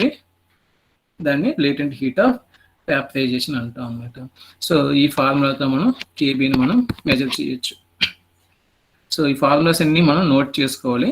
సో ఫార్ములాస్ ఉంటే ప్రాబ్లమ్స్ అనేది సాల్వ్ చేయొచ్చు. తర్వాత టెంపరేచర్తో నెక్స్ట్ చూద్దామండి. ప్రాబ్లం వచ్చినప్పుడు చెప్దాం. Next freezing point. Freezing point అంటే మనకి లిక్విడ్ స్టేట్ సాలిడ్ స్టేట్లోని కన్వర్ట్ చేయడమే కదండి. ఏ టెంపరేచర్ వద్ద అయితే మనం లిక్విడ్గా కన్వర్ట్ చేస్తామో లేకపోతే సాలిడ్గా కన్వర్ట్ చేస్తాం, లిక్విడ్ సాలిడ్గా కన్వర్ట్ చేస్తాము, ఆ టెంపరేచర్ని ఏమంటాం? ఫ్రీజింగ్ పాయింట్ అంటాం. లేకపోతే ఇంకోలా డెఫినేషన్ ఇవ్వచ్చు, వేపర్ ప్రెషర్ సాలిడ్లోని లిక్విడ్లోని ఎప్పుడైతే ఈక్వల్ అవుద్దో ఆ పాయింట్ని ఫ్రీజింగ్ పాయింట్ అనొచ్చు. సో అలా కూడా ఎక్స్ప్లెయిన్ చేసుకోవచ్చు. డిప్రెషన్ ఇన్ ఫ్రీజింగ్ పాయింట్ అంటే when a non volatile solute is dissolved in a pure solvent it's freezing point decreases. అంటే ప్యూర్ సాల్వెంట్కి మనం ఏవైనా సొల్యూట్ పార్టికల్స్ యాడ్ చేయడం వల్ల ఏమవుతుంది అంటే దాని యొక్క ఫ్రీజింగ్ పాయింట్ అనేది డిక్రీజ్ అవుతుంది అనమాట. దాన్ని డెల్టా టీఎఫ్తో రిప్రజెంట్ చేస్తాం. దాన్ని ఇందాకటికి ఇప్పటికి తేడా చూస్తే ఇందాక ఇంక్రీజ్ అయింది, ఇప్పుడు డిక్రీజ్ అవుతుంది కాబట్టి రివర్స్ వేసాం. T0 అనేది ఫ్రీజింగ్ పాయింట్, టీ అనేది freezing point of the solution అనమాట. T0 అనేది freezing point of the solvent. So solvent యొక్క ప్యూర్ సాల్వెంట్ యొక్క ఫ్రీజింగ్ పాయింట్ ఎక్కువ ఉంటుంది, ఈ సొల్యూషన్ యొక్క ఫ్రీజింగ్ పాయింట్ తక్కువ ఉంటుంది. So delta TF is equal to same 1000 into KF into weight of the solute by molecular weight of the solute into weight of the solvent. ఏదైతే capital ఉందో, capital W ఉందో అది weight of the సాల్వెంట్ని represent చేస్తుంది. Same KF is equal to R T0 square. T0 అంటే freezing point of the solvent by divide by 1000 into LF. 1000 into LF. ఇందాక vaporization అన్నాం, ఇక్కడ లేటెంట్ హీట్ ఆఫ్ ఫ్యూజన్ అనమాట. అంటే సాలిడ్ నుంచి లిక్విడ్గా convert చేసినప్పుడు ఎంత మనకి హీట్ అనేది అవసరం అవుతుంది, అది ఎల్ఎఫ్, రైట్. తర్వాత వాంట్ ఆఫ్ ఫ్యాక్టర్. సో ఇది అసలు ఎందుకు వచ్చింది ఏంటి అనేది ఒకసారి ఎక్స్ప్లెయిన్ చేసుకుందాం. ఏవైతే మనం అబ్జర్వ్ చేస్తున్నామో ఎక్స్పెరిమెంటల్గా, థియరిటికల్గా ఉన్న వాటితో మ్యాచ్ అవటం లేదు, అప్పుడు వాంట్ హాఫ్ అనే సైంటిస్ట్ ఏం చేశాడు అంటే ఎక్స్పెరిమెంటల్కి థియరిటికల్కి మధ్య ఒక రిలేషన్ అంటే డిఫరెన్స్ వస్తుంది కాబట్టి ఆ డిఫరెన్స్ ఎక్స్ప్లెయిన్ చేయడానికి ఈ ఫ్యాక్టర్ని కనిపెట్టాడు అనమాట. సో దాన్ని మనం వాంట్ ఆఫ్ ఫ్యాక్టర్ అంటాం. సో ఈ van't Hoff factor I is equal to abnormal colligative property by normal colligative property. Abnormal colligative property by normal colligative property, లేకపోతే observed colligative property by theoretical colligative property. ఇక్కడ pi అంటే osmotic pressure అన్నాను. Osmotic pressure అనేది ఒక colligative property కాబట్టి abnormal by normal అనొచ్చు, లేకపోతే observed by theoretical. అంటే normal means theoretical, abnormal means experimental. So అది తేడా అండి. సో ఇప్పుడు కాలిగేటివ్ ప్రాపర్టీ ఏదైతే మనం తీసుకున్నాం, ఇక్కడ 4 ఫార్ములాస్ చెప్పాము. ఆ 4 ఫార్ములాస్లోని మనకి కాలిగేటివ్ ప్రాపర్టీ అనేది ప్రతి దాంట్లోని రిలేటివ్ లోవరింగ్ ఆఫ్ వేపర్ ప్రెజర్లోని, ఆస్మోటిక్ ప్రెజర్లోని, elevation in boiling point, depression in freezing point, ఇవన్నీ చూసుకుంటే ఇక్కడ ఏదైతే ఇక్కడ స్మాల్ ఎం ఉందో, స్మాల్ ఎం ఏమన్నాము అంటే మొలిక్యులర్ వెయిట్ ఆఫ్ సొల్యూట్ అన్నాం. Molecular weight of solute, M means molecular weight of solute. ఇక్కడ స్మాల్ డబ్ల్యూ అంటే weight of the solute, capital W అంటే weight of the solvent. So ఇలా మనం చెప్పుకున్నాము. ఇప్పుడు ఈ ఎం అంటే మొలిక్యులర్ వెయిట్ ఆఫ్ సొల్యూట్. ఏదైతే డిప్రెషన్ ఇన్ ఫ్రీజింగ్ పాయింట్ ఉందో ఈ మొలిక్యులర్ వెయిట్ ఆఫ్ సొల్యూట్కి ఎలా ఉంది? Inversely proportional. ఏదైతే కాలిగేటివ్ ప్రాపర్టీ ఉందో ఆ కాలిగేటివ్ ప్రాపర్టీ అనేది inversely proportional to the 1 inversely proportional to the molecular weight of the solute. ఆ పాయింట్ మీరు మైండ్లో ఉంచుకోండి. సో అప్పుడు ఇక్కడ ఏమైంది, ఇందాక మనం ఈ వాంట్ ఆఫ్ ఫ్యాక్టర్ ఏదైతే అయ్యిందో abnormal colligative property by normal colligative property వచ్చింది. ఇప్పుడు దానికి రివర్స్ వస్తుంది మొలిక్యులర్ వెయిట్. ఎందుకు? Colligative property is inversely proportional to molecular weight కాబట్టి మనకు రివర్స్ అవుద్ది అనమాట. సో అలా మనం వాంట్ ఆఫ్ ఫ్యాక్టర్ని ఎక్స్ప్లెయిన్ చేసుకోవచ్చు. ఇంకా ప్యూర్గా కొన్ని ఎగ్జాంపుల్స్ చెప్తే మనకి van't Hoff factor for compounds exhibiting abnormal colligative properties for 100% ionization. ఏవైతే కాంపౌండ్స్ ఉన్నాయో కొన్ని కాంపౌండ్స్ అనేవి ఏవైతే నాన్ వొలటైల్ కాంపౌండ్స్ ఏవైతే ఉన్నాయో మనకి ఈ నాన్ వొలటైల్ కాంపౌండ్స్ అనేవి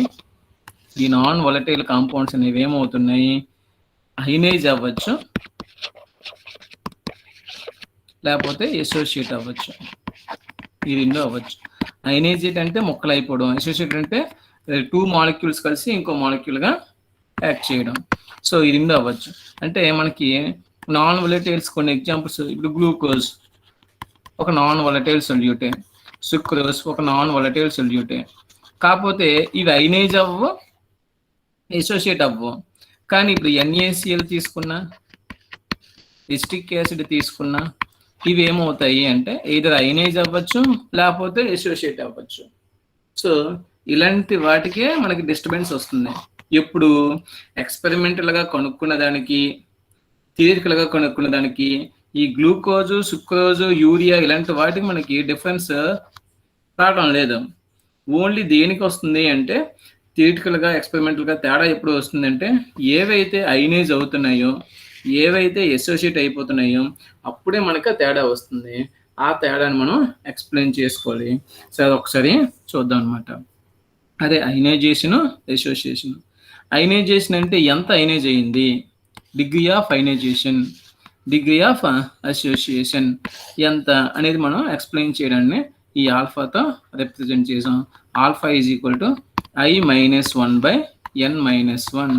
సో I అంటే వాంట్ ఆఫ్ ఫ్యాక్టర్, N అంటే నెంబర్ ఆఫ్ అయాన్స్ ఫార్మ్డ్, ఇక్కడ N అంటే నెంబర్ ఆఫ్ మాలిక్యూల్స్ అసోసియేటెడ్. దీనికి quite opposite of formula.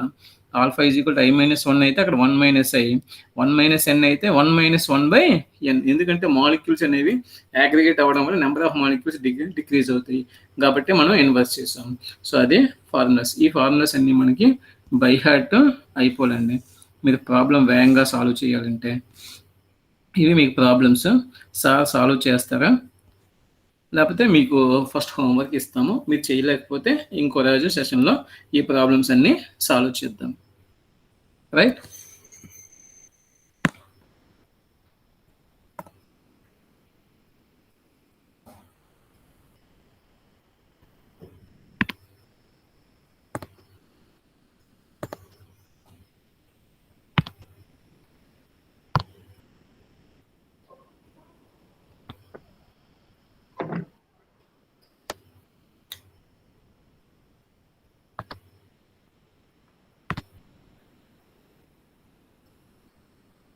Hello Satish sir.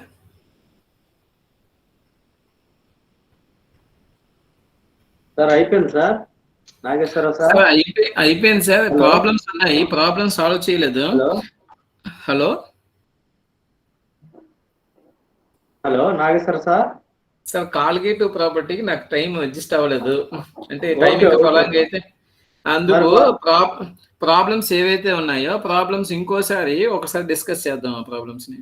అలాగే సార్, మీ ఇష్టమే, మీ ఇంట్రెస్ట్. ఆ ప్రాబ్లమ్స్ అయితే మీకు పంపిస్తాను, పిల్లలకు పంపించండి. వాళ్ళు సాల్వ్ చేయకపోతే నేను ఒక రోజు అన్ని సాల్వ్ చేస్తాను. రైట్? అలాగే సార్. లేదంటే మనం చిన్న షార్ట్ కట్స్ రాసి ఇచ్చిన, హింట్స్ రాసినా వాళ్ళకి అర్థమైపోతాయి. అలాగే అయితే సార్ కింద ఫార్ములా రాసి ఇచ్చేద్దాం, ఆ ఫార్ములాతో ఎలా చేస్తారో చూద్దాం. అలాగే సార్, అలాగే సార్, అది మనం పెడదాము. Okay sir. Okay sir. Thank you sir.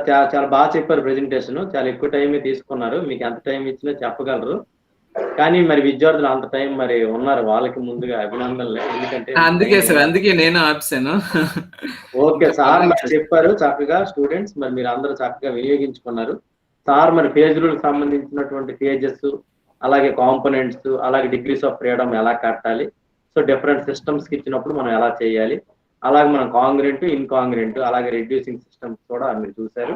మరి కాంగ్రెంట్, ఇన్కాంగ్రెంట్ మెల్టింగ్ పాయింట్స్ మీద కూడా బిట్స్ వస్తుంటాయి. సో మరి అవన్నీ మీరు అన్ని చక్కగా విన్నారు. అలా డిఫరెంట్ సిస్టమ్స్ కి lead PB system, NaCl water system, అలాగే సల్ఫర్ సిస్టమ్ కూడా ఎక్స్ట్రా చెప్పారు. మీకు పీజీలో ఉపయోగపడుతుంది అది. లేకపోతే మెగ్నీషియం జింక్ సిస్టమ్ కూడా ఎక్సెస్ మెటీరియల్ మీకు. అలాగే క్వాలిటేటివ్ ప్రాపర్టీస్ లో లోయింగ్ వేపర్ ప్రెజర్, అలాగే రిలేటింగ్ లోయింగ్ ప్రెజర్, అలాగే రౌల్స్ నియమము, అలాగే వాంట్ ఆఫ్ ఫ్యాక్టర్, ఆస్మోసిస్, అలాగే ఎక్స్పెరిమెంటల్ టెక్నిక్స్, ఎవ్రీథింగ్ మీకు చెప్పారు. ప్రాబ్లమ్స్ మీకు PDF షేర్ చేస్తాం త్వరలో. అవి మీకు హింట్ రాసిస్తాం ప్రాబ్లమ్స్ కి, ఫార్ములా, మీరు you can solve it solve చేయనోళ్ళు, లేకపోతే చేసుకోవచ్చు. మరి ఇంతటితో ఈ మీటింగ్ మనం ఆపుదాము. Okay, thank you sir for very good lecture to the students. Thank you Okay, very sir. Much. Thank you very much. Thank you all of you. Thank you, students. Thank you, all of you. Thank you, sir. Thank you, sir.